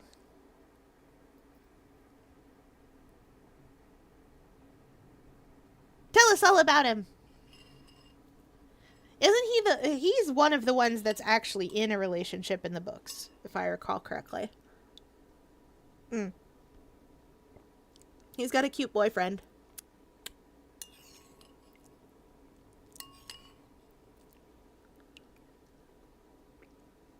He is a nerd. This is true.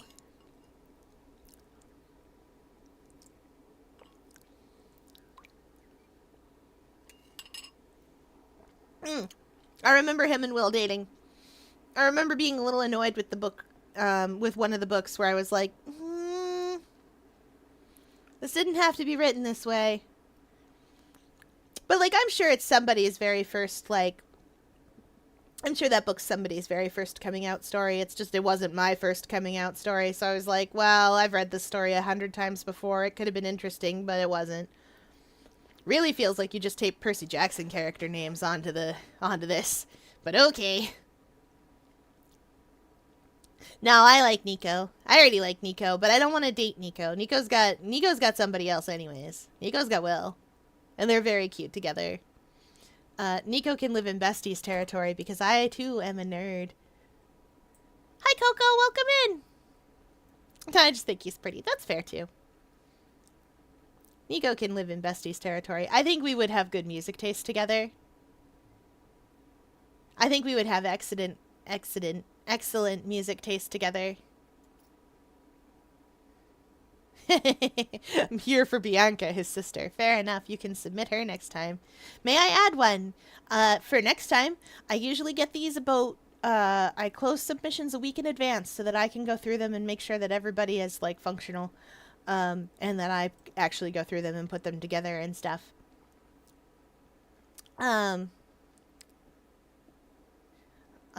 They're a blue sky thing. Keep in mind, Percy Jackson was written before gay marriage was legal, so it probably didn't have a lot of examples of how to and not to write gay characters. That's true. The book in question was one of the ones where Reardon got help from sensitivity, like a sensitivity reader, and I really think it needed a second pass, because that sensitivity reader in particular wasn't exactly the best for the job, shall we say. I've seen behind the scenes on that book in particular and been like, oh, I see what happened here. But that's another tale for another time when I want to complain about books. Yeah. It's one of those. Wasn't I talking about Tofu Leon Kennedy? I sure was, and then I didn't place him anywhere. Tofu Leon Kennedy. Where are you going, buddy? You're a tofu block. I would just consume a tofu block. I feel like I have to put him in the nope section because, like, otherwise I would consume that. I don't want to date that. I'm just gonna, like, munch away.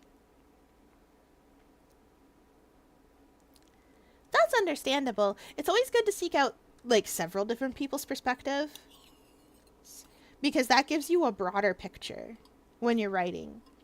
This is good writing advice in general. If you're writing something that you don't know very well, but you want to portray in a way... Is that Sin? Yes. Yes, it is. We're placing Sin on this tier list somehow.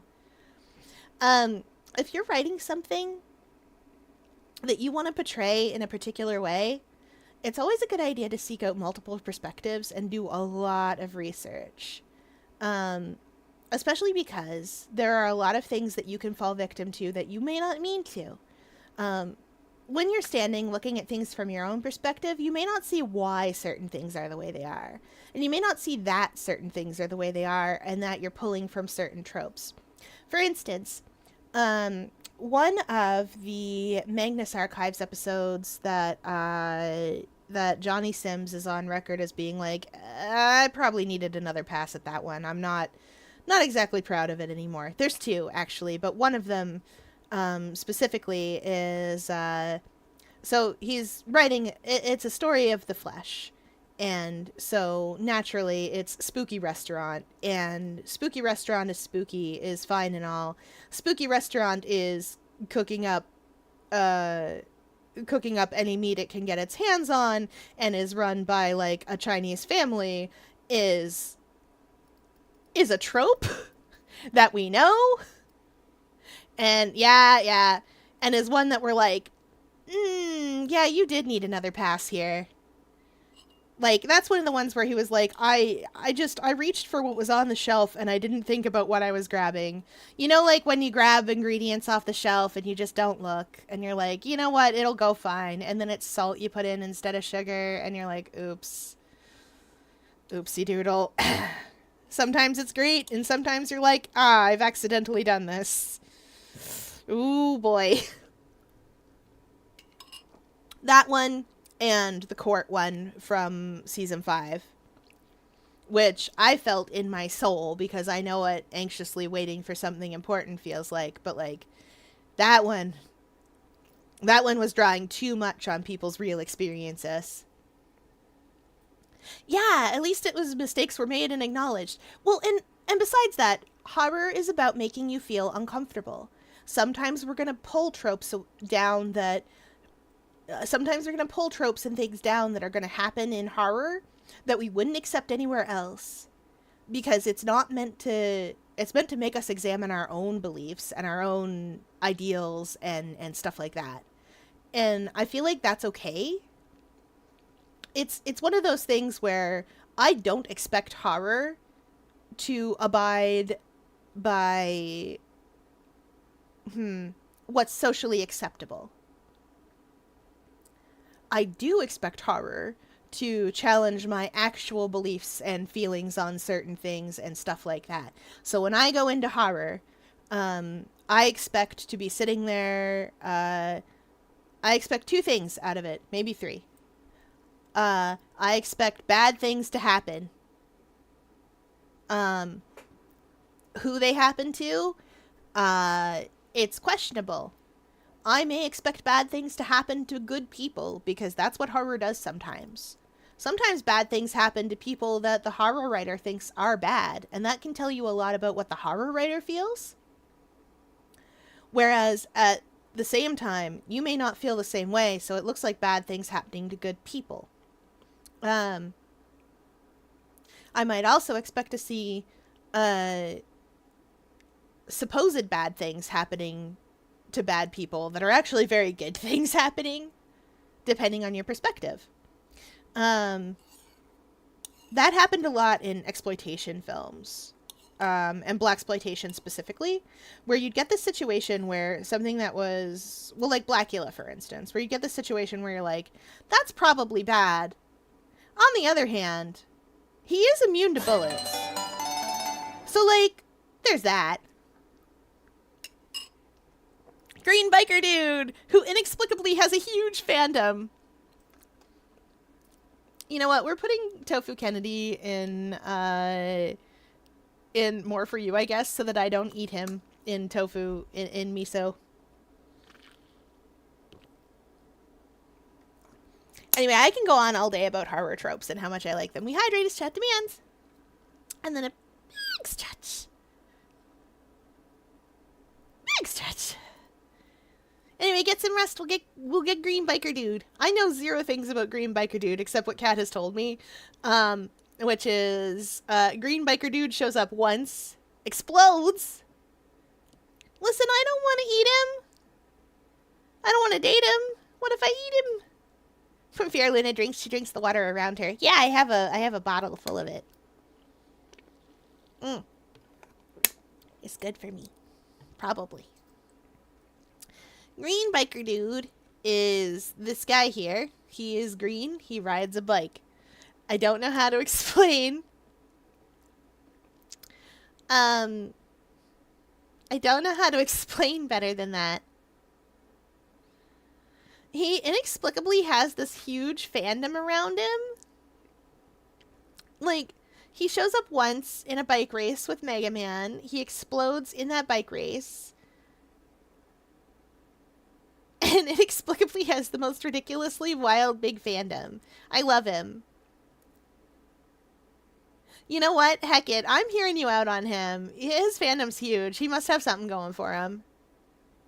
Maybe it's that he has nothing going for him. Who knows? He can go in the hearing you out tier. Alright, Big Dog. Big Dog is from Monster Hunter. Big Dog is fleshy. I forget what Big Dog's name is. He's basically Charles, but Mega Man. Kinda. Nope, nope, nope. Yeah, that's Delilah Keene. Chat has given me many Dandy's World. Nope, nope, nope. Delilah Keene. I don't want Delilah Keene anywhere near me. Thank you. This is a Monster Hunter dog whose name I forget again. Chunky, fleshy, looks adorable. Would pet. 10 out of 10. Good boy. I would like to be besties with this aminal. I would like to pet this dog. Yeah, that's the one. Yeah, Odogaron. That's how we're gonna pronounce that. Well. Odogaron. Him's a big boy. Biggie him. Munch, munch, munch. He's got things to do. He reminds me of the monster from Carry On. And I like that for him. His name's on the Blue Sky post. That's good. He's a fluffy boy. He's kind of slimy, but I love him. He looks like what would happen if I turned into a dog in Carrion. I want to be best friends with this dog. I wish to pet him. I wish to pet this aminal. What a good aminal. Pet, pet, pet, pet, pet, pet, pet. 10 out of 10. Would pet.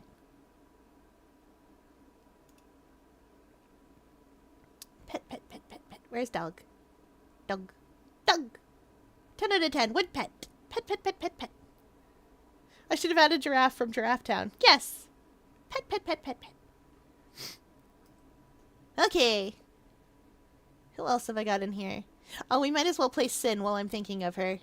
So Sin is a robot from Murdered Drones. Yeah, Murder Drones.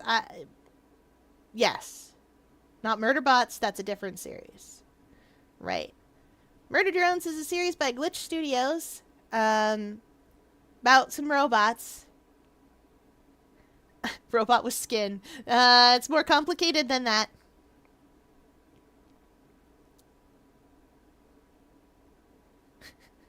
Sin is... I've seen all of Murder Drones. I don't know how to explain Sin.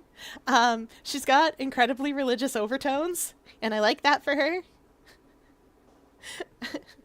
She's got command of reality, which... wild.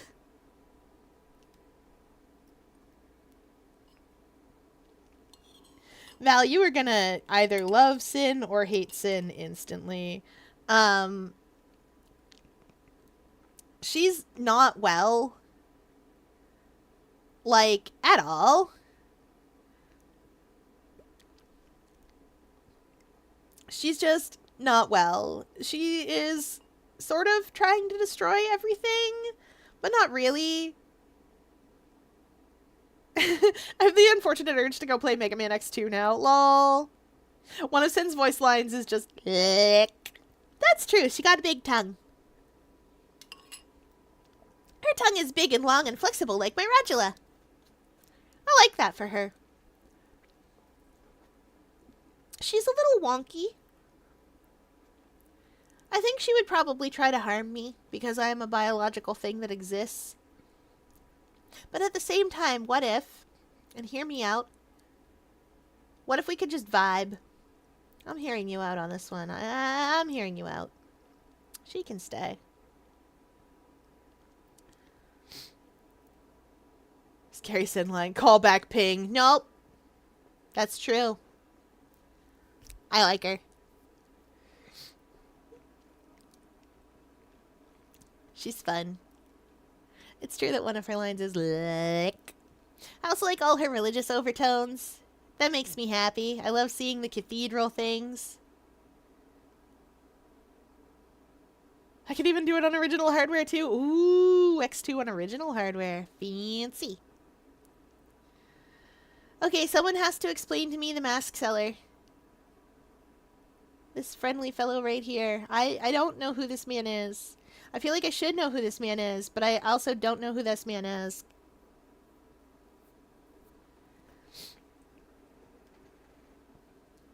Like, him's Bug. Oh, yes, Hat in Time. You're right. He sells masks. Hi, Lemmy.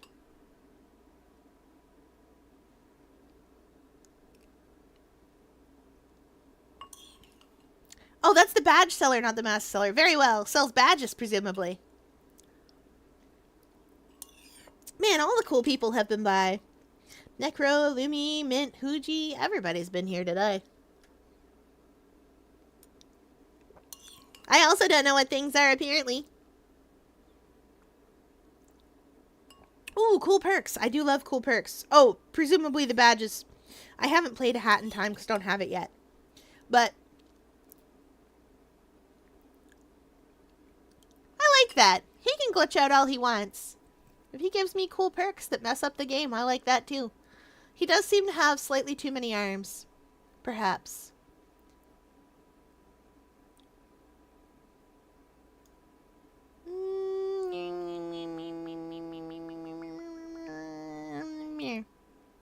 Best buds. I understand.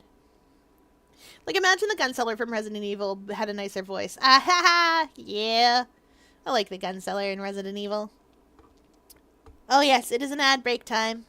It is time for you all to, like, vibe and do whatever it is. Because I'm not going to talk about anything important. Except for the fact that the roads are ice outside, so be careful. Most emo person in Murder Drone, school teacher. True. I will say I do like Bite Me Nightcord. Again. We didn't used to call it Nightcore when I was a youth. Nightcore came along after that. But that doesn't mean we didn't still do it.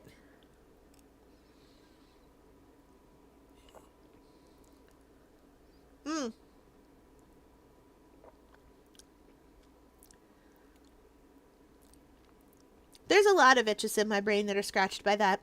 They're primarily the same itches that are scratched by Bring Me to Life. And other similar songs. There's also a band called Camelot that scratches that same itch. Maybe it shouldn't, but it does. I really like Camelot, specifically the Black Halo album. Because I am milquetoast in my liking of Camelot. Everyone likes the Black Halo. It just can't be helped. I admit I'm probably here for different songs than most people are here for me. For? Oh, Sin's not most insane girl. Sin is second most insane girl. Scarlet is most insane girl, but she's not in Murder Drone. She's in Guild Wars 2. What do you like?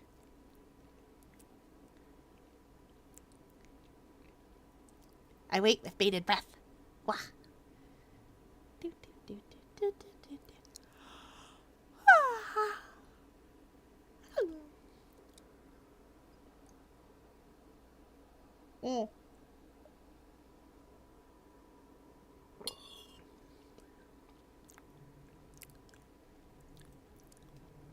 I won't let you go home from the ESAT OST. Ah, yeah.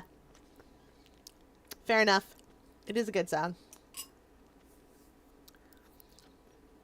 Might have been through the OST on YouTube a little bit. For reasons. Okay.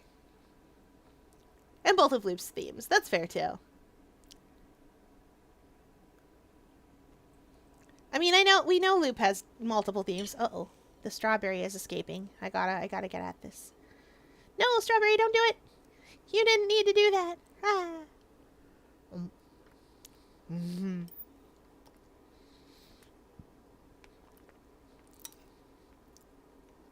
Strawberry is best and most delicious fruit.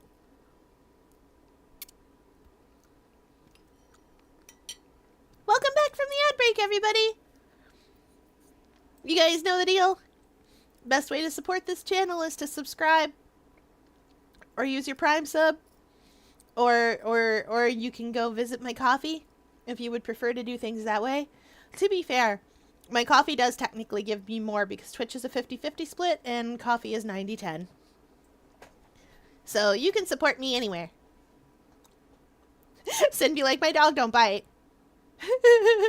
He do. You gonna bite? Yeah. Yeah, I'm gonna bite. I love that vine. Okay, back to it. Zero.exe. I love Zero.exe. I had to look him up. Can I bite? No. I love Zero.exe. I had to look him up. He's pointy, he's sharp, he's ready to go. Not a thought behind those eyes. Except for murder. And I feel that in my soul. But also, I don't want to be murdered. Nah, I don't know who I'm kidding. He's beautiful. Like Zero in all his forms. She does have a pet robot dinosaur. This is true facts. We love that she has this. I wish I had a pet robot dinosaur. I wish I had a pet dinosaur. I would settle for a regular dinosaur.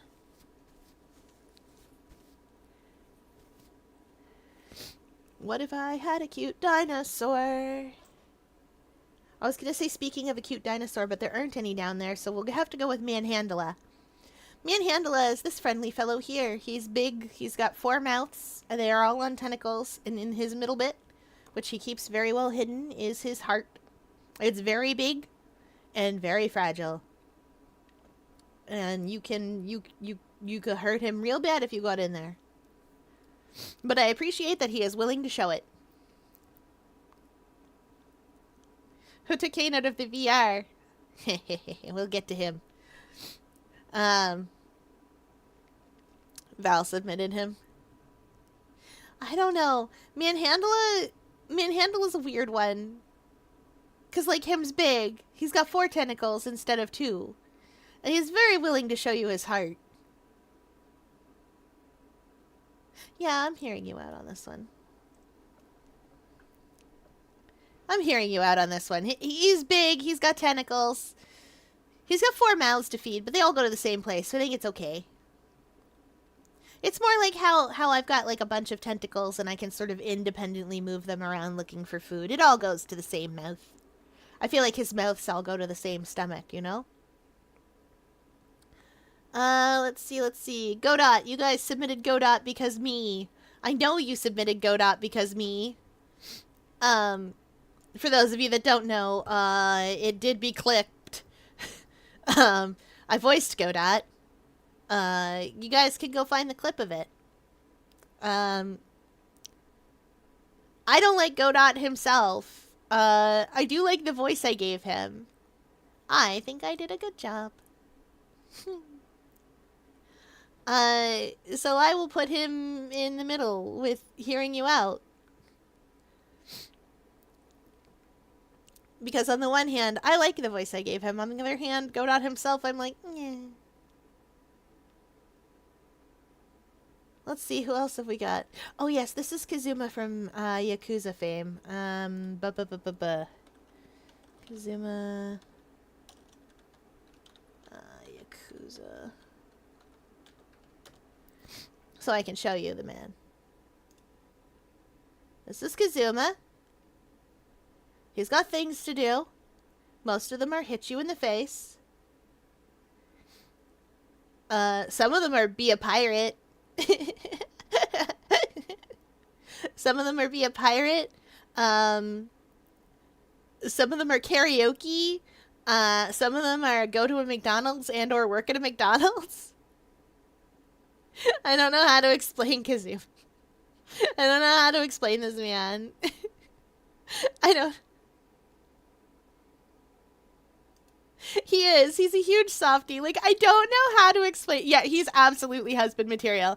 I don't know how to explain the Yakuza series because, like, it. Okay, so you guys know Saints Row, right? Presumably. I don't know if you do. So Saints Row is a series that started out being like a copy of another game called like The Bully or something like that. It was one of those like. It was one of those early, late 2000s. Grand Theft Auto is popular, so everyone's going to make their Grand Theft Auto. Everyone's going to make their Grand Theft Auto, but it's blank. And, like, there were a bunch of them that were Grand Theft Auto, but it's a private prep school. And that's how Saints Row started out. Saints Row got crazy as it went. Yakuza is the same way. Yakuza goes bonkers. And the problem is that the people who like Yakuza are absolutely the silliest people you will ever meet in your whole life. It's like Metal Gear Solid in that respect, too. Where with Yakuza, the fandom is very similar, where they're like, let's think about deep existential questions and talk about, like, you know, the nature of crime and who is a criminal and who isn't, and how power is transferred and kept and so on and so forth. But also, we're going to go karaokeing. Um, Also, we're going to do like a breakdance battle. Uh, Also, we're going to be the DLC for the most recent Yakuza. We're going to be pirates because the main character lost his memory in a theme park and he thinks he's a pirate now. Anyway, Kiryu is husband material. Definitely husbando. Way of the house husband and all that. 100%. Yakuza fandom is great. Let's see, let's see. Ooh, Shagarath. Oh boy. You guys are gonna like Shagarath. Shagarath? I can't pronounce him very good. Um, so, so, this man. Okay, good. So this man.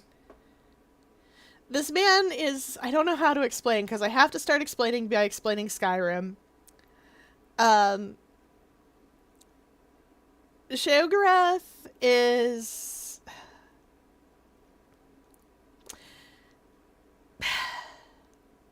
Where do I start with the Daedric Princess? He sent me...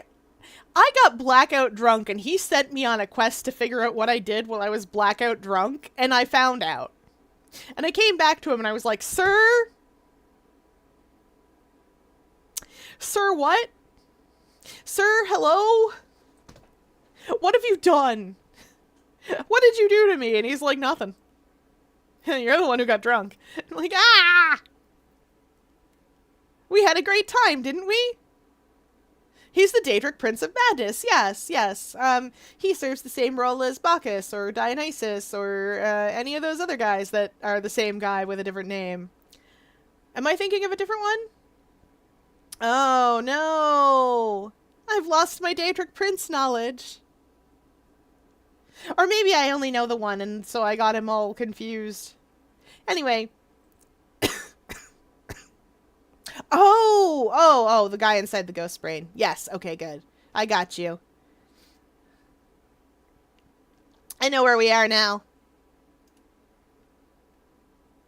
Anyway, he's wild.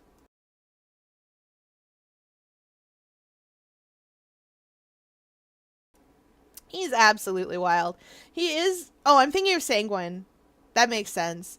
Listen, 90% of the time, if I'm thinking of someone from a series like Elder Scrolls or 40k or what have you, their name is either Sanguine or Sanguinus. In 40k, Sanguinus. Have you seen him? You should... Him pretty. Him privy. Him so privy that when he died, the light of hope went out in that galaxy. He was too beautiful. Anyway, Shagarath can go in hearing you but not listening. I do not want to deal with the Daedric Prince of Madness. Thank you. I have dealt with enough Daedric Princess. See also Sanguine. He is a torturer, but he's also really fun, so it's worth the risk. Maybe for you. I'm only 4 centimeters tall, and I have 8 tentacles. I would not like to find out if they regenerate or not. Let's see who we got. Oh, Odysseus! He does love cheese, you're right. I also love cheese, though. I feel like we would fight over it. I'm literally eating a cheesecake right now. Odysseus. I can't unhear the epic, I can't unhear Epic's Odysseus, but this is Odysseus from, Hades 2.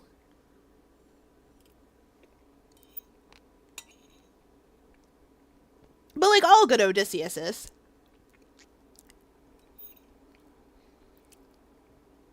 All Odysseus are cool guys. That cut off all the tails of the sirens. I love Odysseus in Epic too. Um, I'm big on his little speech that he gives at the end of the near the end of the Cyclops saga. I love the speech he gives at the end of Remember Them. Like 10 out of 10.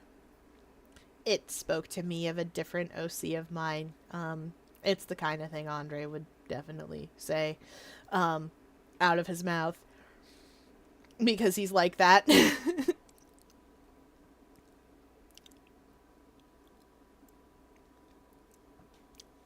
uh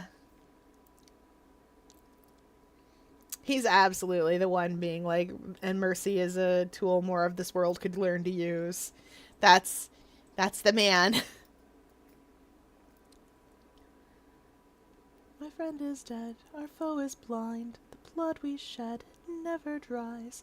Is this what it means to be a warrior of the mind?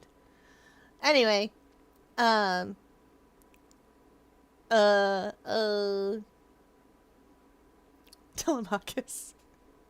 Because Babs. Yes, of course. Anyway, I will hear you out on Odysseus. He is a guile hero. I love a guile hero. Like, I am 10 out of 10. Isn't everyone from Hades 2 spouse material? Yes, basically everyone from Hades 2 is spouse material. Just about. I don't know if you can, I don't know if you can specifically marry them, but you can go to the baths with them. We've been to the baths with Odysseus in the demo-ish, in the alpha version. Let's see, who else have we got in here? Wait, who are you? I put you in here, and then I didn't actually put your name anywhere. Or any recognizable way to tell who you are. You're a Warframe. You're Jade. That took me a minute to realize. Someone's gonna have to explain this to me, because I don't play Warframe. I recognize Jade from Warframe, but I don't play Warframe. Someone's gonna have to explain. I blame Rice for this being in here. Who's Jade? Tell us who Jade is. This probably isn't your fault, actually. I don't think... But someone tell us who Jade is. Jade is mom friend. Oh. I see why she's here. I see why you did this to me. Why all of you did this to me. Oh. See, I don't go for the mommy characters.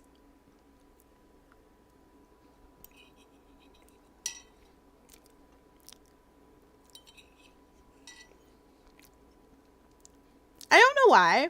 It's just not for me. Like, all of Tumblr was out there simping for Patha, and I was just like, eh.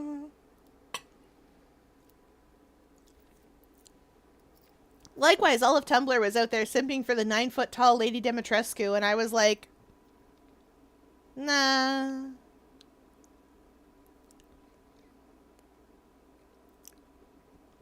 Patha or Dimitrescu? Or Jade? Yeah, you can spoil the heck out of Warframe. I don't play it. Spoil away! Tell us about Jade! Tell us who this lady is!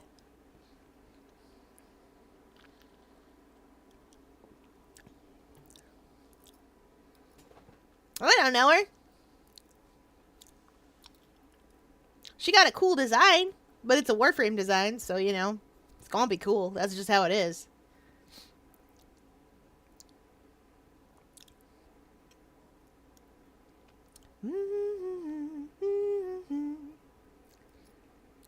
Oh, I'm excited to see how this is going.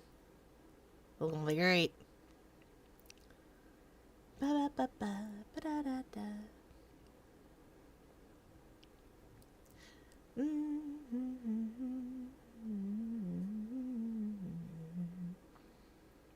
Be-doo, be-doo.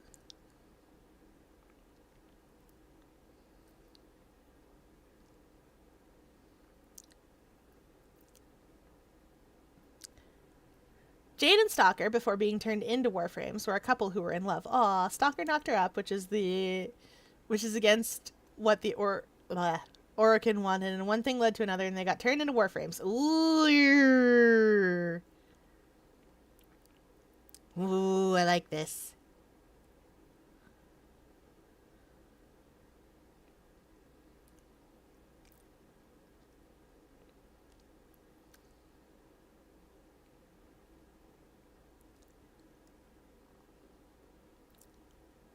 Okay. Yes, I'm familiar with the Arakan. I will say, Warframe has amazing music.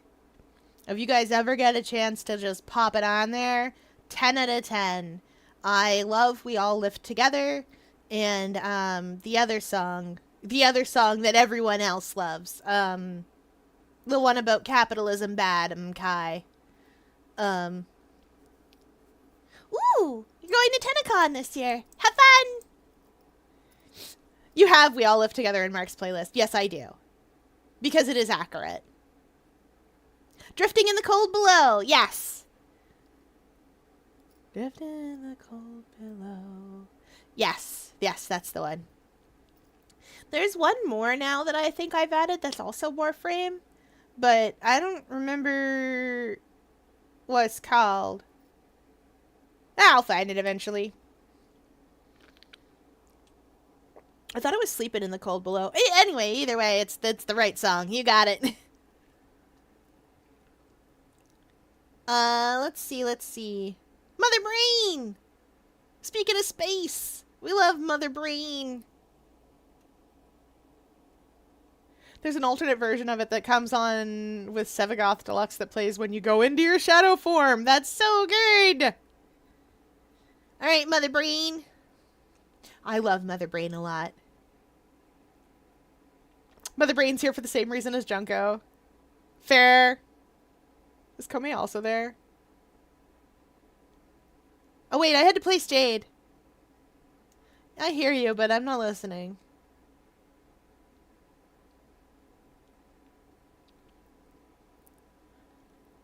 Okay, I'll tell you why we're putting Mother Brain where we're putting Mother Brain. We're putting Mother Brain in Besties tier. I will tell you why. Does the Mother Brain with a body count? Amazing. I would love that Mother Brain too. This is important. I will not explain why. Jade's really tragic. People thirst for Warframes for some reason, though. That's understandable. Okay. So, Mother Brain is going here, and I will tell you why. Once upon a time, in the 1990s, a faraway time long ago, once upon a time in the 1990s, I was playing Metroid Prime on the GameCube, and I had been handed the controller by someone who was like, by a guy who was basically just like, you don't know anything about video games, do you? And I'm like, yeah, I do. I just primarily play RPGs. I don't really, like, of course I'm not going to know necessarily the same things about video games. Like, I play RPGs and I play very old shooters.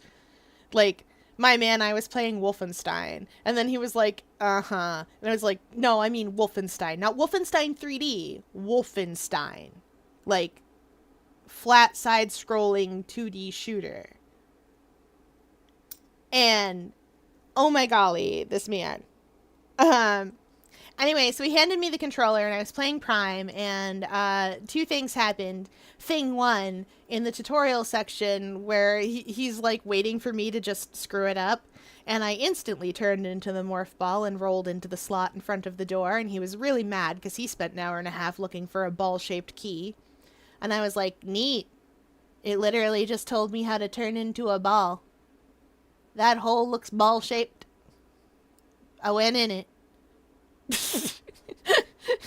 and then I waltzed in, and I was like, I waltzed into the fight with the Mother Brain in the little chamber there, and proceeded to curb stomp it, because I know the power of strafing, from Heretic and Quake and other such games like Doom. That hole looked ball-shaped. I went in it. If it fits, I sits. Exactly. And I know the power of strafing from the old 3D things, and strafing is just a lot smoother on the GameCube than it was on PC, from ye ancient days, of Doom and Quake, and other similar games in that genre. And so, of course, when I'm handed this, I'm just like, doo-doo-doo, and the funniest thing was, I must have put that on easy difficulty, followed by, what? I didn't change it. And me being like, yeah, I know how to play video games, my man. I just prefer RPGs. And that's why Mother Brain goes in the besties category, because she helped me really ruin a guy's day. It was really funny. Uh, that's what you do to your best friend's older brother. You ruin their day. I also ruined his day later when he was playing Tales. He was in the Thunder Temple and had equipped everyone with thunder weapons and had given away, or rather sold, all of his old weapons for other reasons. And I was like, interesting that you're beating up a thunder boss in a thunder temple with thunder weapons. And he's like, it's fine. And I'm like, doesn't green mean healing? And it does. Why is this taking so long? Doesn't green mean healing? And I have never yet seen a man so stricken. He had to pull out the low-level characters that he didn't want to use ever, you know? It was really funny. I promise it was the funniest thing. Anyway, moving on. Oh yeah, we gotta put Milo in here. Milo, I feel like Milo is also in the besties tier. Like, I don't have to think too hard about that. He's the first gem you face in Sword and Shield. He's a big, strong farm boy, but I know too many big, strong farm boys from being on a kelp farm. I grew up on a sea farm in the sea, you know. I know too many big, strong farm boys, and just, he gives off straight ally vibes. Exactly! Like, he's a man who, like, he's a man who I feel like, if I feel like he'd bring you, like, I feel like he'd bring you flowers, and you'd be like, oh no, this is my wife? And he'd be like, oh no, I've made a terrible mistake. Well, please enjoy the flowers, both of you. And then, like, you'd just be best buds. Like, he feels like one of those people who, like, wouldn't notice, but once you told him, he's got the spirit. Like, he's definitely the guy who you're like, so, I'm gonna go to Pride, do you want to come? And he'd be like, yeah, let's go. And he'd get, like, rainbow flags painted on him, and, like, dudes would hit on him, and he just wouldn't notice. Like, this is, like the Gordon Ramsay approach. And I know this sounds wild, but, like, every time a non-straight man has hit on Gordon, he has not noticed at all. Just, like, doesn't register. And I feel like that's how Milo is, where, like, it wouldn't register. He'd just be like, oh, thank you. Like, they'd say a nice thing, and he'd be like, thanks. And, like, they'd get the impression that he's kind of a himbo. And, like, in that situation, he kind of is, but, like, he isn't generally. It's just, like, it doesn't occur to him. And, like, I love that for him. Milo doesn't yet realize he's Arrow Ace. And it's true. Like, I feel like he's too busy herding sheep to notice. But I also feel like he'd be a really good Hallmark protag. Because, like, he wouldn't know when the villain of the Hallmark movie is being mean to him. He'd just be, like, a genuinely nice guy. Like, he'd be one of the good Hallmark protags. Because Hallmark movies have some really questionable male protagonists.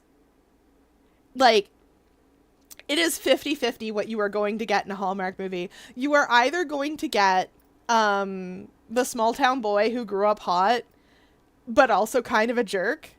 Like, the kind who's ready to, like, the kind who you think it's really romantic when he punches your ex-fiance, your now ex-fiance, in the face when he shows up to check on you and see how you are. Like, you think it's really romantic in the moment, but it never occurs to you that if this man is willing to punch a guy he doesn't know, that he's willing to probably get into fights with a lot of people, and maybe you should check on that first. Like, maybe that's a behavior that you should look deeper into. Maybe there's a reason he's single. Or you get the absolute sweetest person on the whole face of the earth. Who, if your ex-fiance showed up and was like, where's my soon-to-be wife, would be like, You didn't tell me you had a soon-to-be husband? And you'd be like, I sure did not. We definitely just went out as friends. I sure didn't tell you I had a soon-to-be husband. I need to go talk to him, actually. Excuse me a moment while I go chat with him, and I will be right back. And then he'd, like, wait for you. like that seems like the kind of guy where he's just like, oh, okay. Are you okay? Like, he's got golden retriever energy. And I love that. That's besties territory. Also, I like his sheepies. I like his waloos. That sounds like it came from a personal experience. I've just seen a lot of Hallmark movies. Val can attest to the fact, and I think a few other people in chat sometimes can attest to the fact that I can write a Hallmark movie off the top of my head within a few seconds. Within however long it takes me to write. Val came up with the bare bones idea of a character, and I had an entire page of this is the plot. Okay, but imagine taking Milo on a date to a safari. Ooh, we could go to the future safari zone. Have a fun time. Picnic date! I mean, he is the grass gym leader. Picnic date. I feel like the best place to take Milo on a date, and the place that you would all enjoy the most, is the exhibition. Now, I know what you're thinking. Why? But it's because it's the farm thing to do, and also there are rides, but also there are aminals to pet. Picnic inside the moon's face with Milo! Yes! Done. We did it.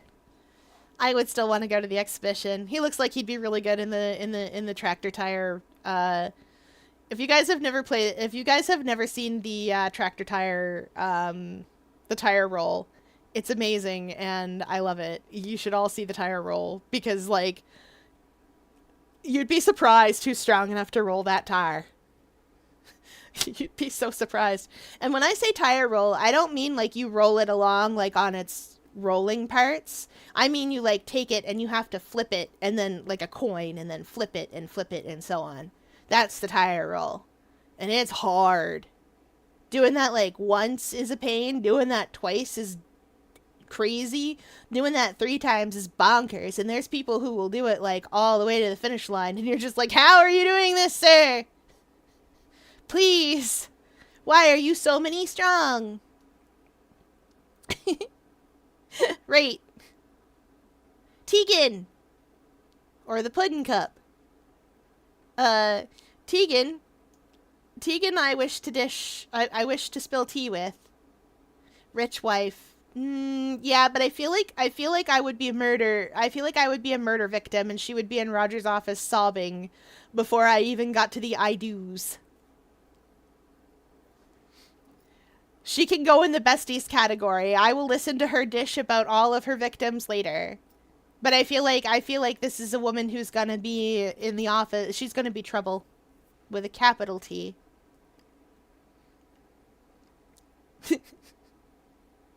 Afgado cookie goes in the nope. Not having it. None of that. I know what Afgado cookie's responsible for. A good portion of the villainous evil. In, like, the Chocolate Kingdom. Like, no, you can go. Also, side note, is Afgado cookie a man or a woman? Because I forgot. Again. Wait, who's the other nope? That's Delilah Keene from Dandy's World. Ah, him. Very well. Yeah, he's in the nope category. Listen. Delilah Keene scares me. I don't know anything about Mystic Flower Cookie, so someone's gonna have to explain. Fear's just a coward. Rude! No, I don't want Delilah Keene anywhere near me. She scares me. She would do bad science. Oh, Lonely Avatar. Explanation over. Oh, yeah, right. She's the one that uses flour as a fog and like... Yeah, makes you feel depression.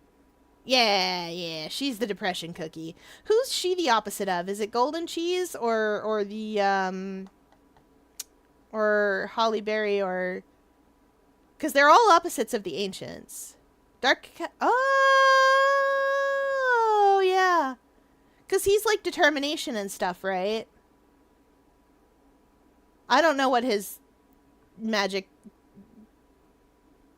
like, jam bit is, but... Oh, yeah, they do have yin and yang. Yeah, okay. Resolution. Yeah, okay. Yeah, that tracks. And she's the giving up cookie. I don't want... I feel like the giving up cookie... You guys can have her. That's too much of a project for me. Ooh, the player! The player from Slay the Princess. I like the player from Slay the Princess. I like him. I don't know who the player from Slay the Princess is, but feathers. I like feathers. I don't hate you. I said more for you. You can have her. I want cookies now. Me too. I'm hungry. I shall be a witch. Who is this? Who is this brightly colored person? Who are you? I didn't write you down. Oh no. I'm so bad at writing things down. Quick chat, who am I looking at? Hades! Oh, yeah, okay. Hades from Kid Icarus, specifically. Hades from Kid Icarus is hilarious. You guys don't understand. He's the funniest. I feel like... I feel like this one's going and hearing you but not listening. Because, like, here's the thing about Hades and Kid Icarus.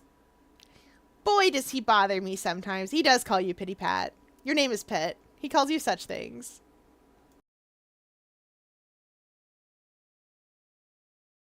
Like, he's so flamboyant and obnoxious, but, like, at the same time, I'm just like, you know what? He's for somebody. He's not really for me, necessarily. He has Sonic Adventure 2 rail grinding perk inside his stomach. He does have that. Yeah, it's true. He's very charming. He doesn't charm me, though. I just... At a certain point, I was like, he's kind of annoying, though. He's not as funny as he thinks he is. And, like, I don't want to be forced to laugh at his jokes all the time. Alright, where were we at? Oh, yeah, the king from Zelda. Listen, the boat from Zelda is the king. And I have so many feelings about the king in Zelda. It depends on where we are. The boat was reasonably helpful, actually. I think we're going on a sailing date. I think he's gonna third wheel on my sailing date with Zelda, actually. So, like, I think he can go in the besties tier. Or what would you even do? Like, I'm torn. I feel like he can live in the besties tier, because he's my ride. A picnic in the sea. Well, he's my ride, though. Like, he's the one friend who has a car that drives you places. That's the bestest best friend that anyone could ever ask for. Just the bestest best friend.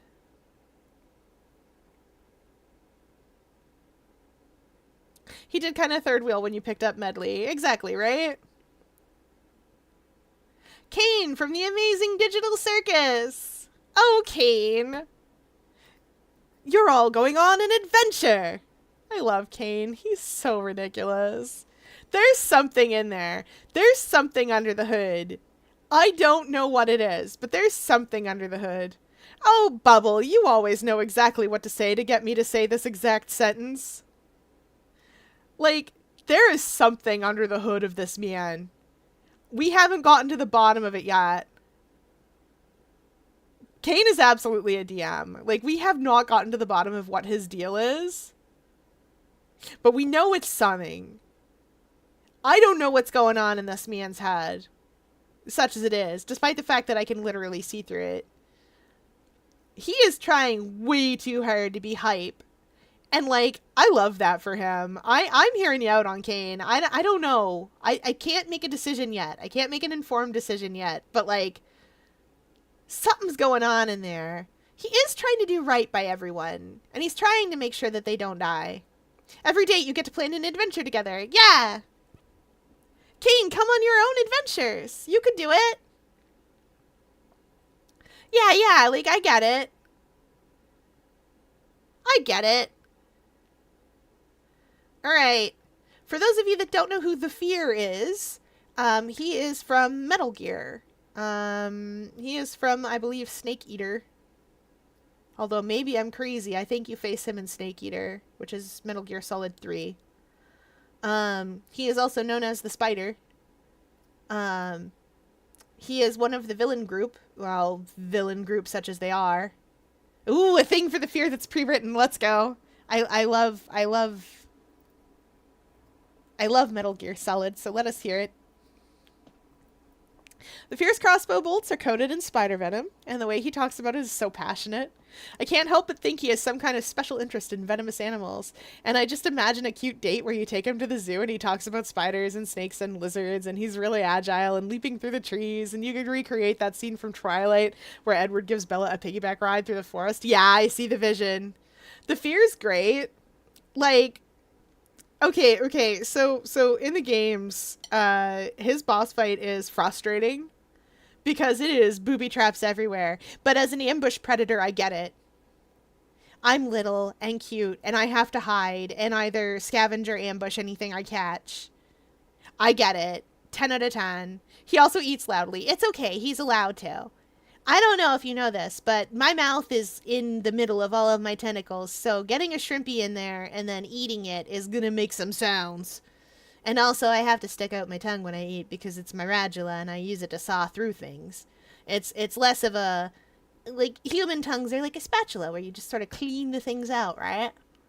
But, like, my radula is made for doing the chewing part, too. I like the Fear. He is great. He can stay. We will date the Fear. He do have a tongue, though. That's true. A human tongue and everything. Anyway, we're down to Edgeworth and Colress. So we all know Edgeworth. We love Edgeworth. 10 out of 10. Beautiful man. Here's the thing about Edgeworth is that he's beautiful and I love him, but he has a ship already, and that's Phoenix. I can't come between true love. Have you seen those two? They're beautiful, perfect, wonderful creatures. Like I can't come between that. Look at that. Look at that ship. There's so many animatics. There's my favorite one, I Hate Your Stupid Face, which is the best love song. I will become Phoenix. Very good, Jelly Bucket. Do it. Become a lawyer. Become Phoenix Wright. Possibly the funniest thing you could do. Hate your stupid face. Do do do do do do do do. Do, do, do, do, do, do, do, do. I will science my way into Phoenix's brain so that I can date Edgeworth. Phoenix and Edgeworth are both bi, and the three of you get out of a poly relationship. Bingo. Ooh, that's a good thought. However, I will say, I think Phoenix can handle a poly relationship. I don't think Edgeworth can. I think he's legitimately too bad at communicating, and too possessive. Or not necessarily possessive exactly. I think he's too bad at communicating and way too bad at emotional regulation to handle a poly relationship. Like, I think he'd start to feel left out and then get really depressed and get all up in his own head and not really know how to communicate that. And not really know how to communicate that to the polycule. And, like, it would be up to you to notice. And one, I don't think Phoenix would notice. Because Phoenix is often, like, super busy with his own stuff. And, like, he's perceptive. He's, like, right, perceptive and all. But at the same time, sometimes when it comes to Edgeworth, he's bad at it. Like, you've noticed, he's bad at it. Date idea. You both read a mystery book up to a certain chapter. Then you get together and debate who you think the killer is. Then you finish the book together, and whoever gets it right gets their meal paid for. Ooh. I love that. That's actually a good idea. You go up until, like... I feel like you'd have to go up until the chapter before if it's a fair mystery. Some fair mysteries, you can figure it out immediately. I suppose, too, you would have to make sure that it's a fair mystery. Because some books are fair mysteries and some books aren't. A lot of the fun of a mystery book for me is solving a fair mystery. I like to do that part. When I get to a book and the book is like, lol, Lamau, here are some facts that you could never have known or guessed, I get mad. I don't like unfair mystery books. Sometimes I look them up specifically to be like, is this a fair mystery or not? And to be fair, mystery novels that are not fair mysteries have their place. People like them. There's drama in that. I'm sure it's for somebody. It's not for me. I on purpose write fair mysteries because I don't like to withhold information from my audience when I'm writing. If I'm writing a mystery, you should be able to figure it out straight from the get-go. Maybe you will be led astray a couple of times because the protagonist will be led astray a couple of times, but maybe you will see something that the protagonist does not and be like, oh, wait, hold on. Isn't this a thing that's true? And then it makes it all the more interesting to read from the protagonist's point of view, to watch them try to come to conclusions that you know aren't right because you already have an idea of what's going on. Which is a lot of fun. There are a lot of mystery books that just flunk mystery, which makes me sad sometimes, but like other times I'm like, yeah, all right, that one's good. I'm trying to think of a good example of fair mysteries, but the ones I'm thinking of are all so old as to be like unreadable these days. Yes, Erased was so good. You can solve that one immediately if you're paying attention to what's going on. Even in the anime, you can solve that immediately. The manga is much better about it. It's much clearer what's going on, I think. Never read Erased. I think you'd like it. There's also an anime for it. It's not too long. It's a little bit confusing in a couple of spots because the anime does kind of expect that you've read the manga. So there's some stuff that it doesn't explain. That said, I don't necessarily think it needs explaining. The anime OP does just literally spoil it if you pay attention. That's true. But then again, the opening for Chainsaw Man literally spoils it if you pay attention to, and it doesn't spoil it enough, I think. Honestly, that's why I like Thousand Year Blood War, the current Bleach series opening, because that Thousand Year Blood War has just been adding things and changing things in the opening and the ending as it goes. So as you get to certain plot points, certain things change. For instance, there's a character that is shrouded in their like Quincy outfit. They're shrouded in their little Quincy outfit, but once the reveal happens and you know what's underneath of all the like Quincy outfit and you actually get to see them for the first time, in the opening and ending where they're shown out of their Quincy outfit and as they are, which is really cool. Perdita, my beloved. You weirdo. 10 out of 10. Make sure you eat all of that, brain. Anyway, that is a different thing. I love Perdita. You can stay, honey. You can't stay, but like you should. Such a weird Quincy. Anyway, Bleach is great. I want to see more Aizen. I'm glad they're giving us more Aizen. Aizen, you can stay, my man. He's my favorite character in Bleach. Maybe he shouldn't be, but he is. Anyway, Edgeworth goes in the can't hear you, I'm screaming too tier. Which I know you all weren't expecting. Colress is who was submitted that goes in the I lick them, they're mine! So I can explain. I can explain with Colress. I swear I can explain. So Colress, you first meet Colress in Black and White, I do believe. It's been a little while. Yeah, Black and White. Colress is working for the villain group. He's a Pokemon. There we are. As opposed to the leafy green. This is Colress. 11. 10 out of 10. 10 out of 10 science man. This is an evil science man. 10 out of 10. Colress you first meet when he's working with an evil science group. He's beautiful and I love him. 10 out of 10, 10 out of 10 man. His special interest is Pokemon and making them get good. And by making them get good, I mean he spends a lot of time studying Pokemon, what makes them good, what makes them strong, what makes them powerful. He spends so much time studying Pokemon. He is in it for the science. If, like, imagine... Oh, so he's evil Kukui. Kinda. He's not evil, though. That's the thing. Like, you run into Colress working with the villain group, and his stated reasoning for working with the villain group is... science. You're like, you realize you're working for evil people, and he's like, okay, but they're letting me do science, though. They're just vibing, and I told them what I wanted to do as a science experiment, and they were like, yeah, let's go. I want to combine Kyurem and Zekrom. The legendaries of that game. I think they were originally one singular Pokemon. This is true, they were. And I want to combine them back together. And you're like, neat. And he's like, yeah, I want to see what they do. And you're like, okay, but that's not cool. And he's like,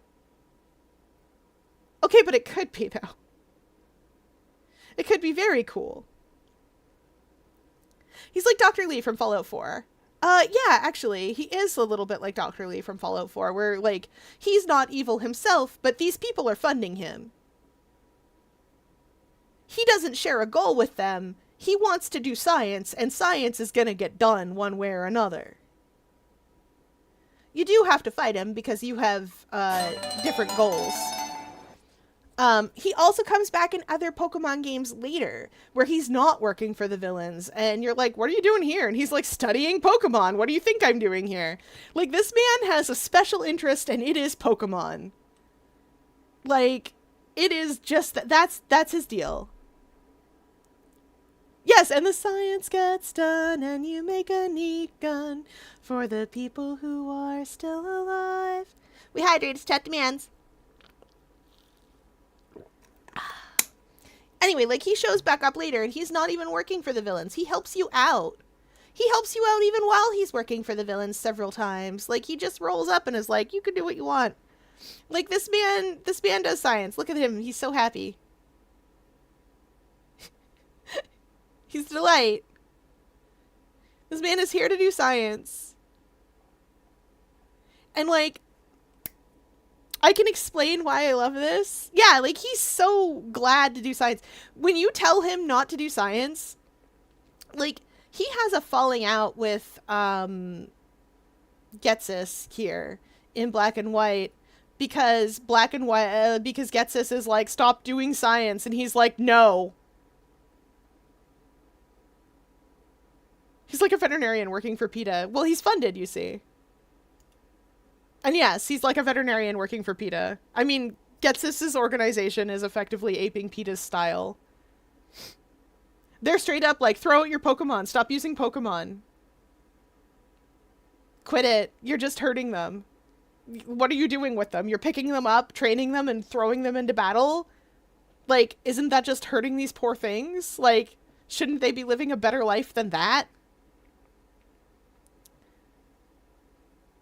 The answer, because it's anime, is no. Would I look at the time? Oh, I would. Anyway, Colress is top tier, and I love him. Like I said, he does help you out in other games where, like, he shows up and is like, hey, you look like you're raising some strong Pokemon. I bet I've got a cool science thing that'll help you make them stronger. Here you go. Have fun. Bye. And you're like, neat. Thank you.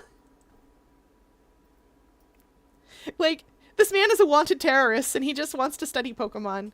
He's this close to being a Pokemon professor. He's a tree name away from being a Pokemon professor. I love him. I love him so much. Like, I don't know if I've communicated how much I love Colress. Like, 10 out of 10. 10 out of 10, man. Right. I would look at the time. All right, we are going on adventures.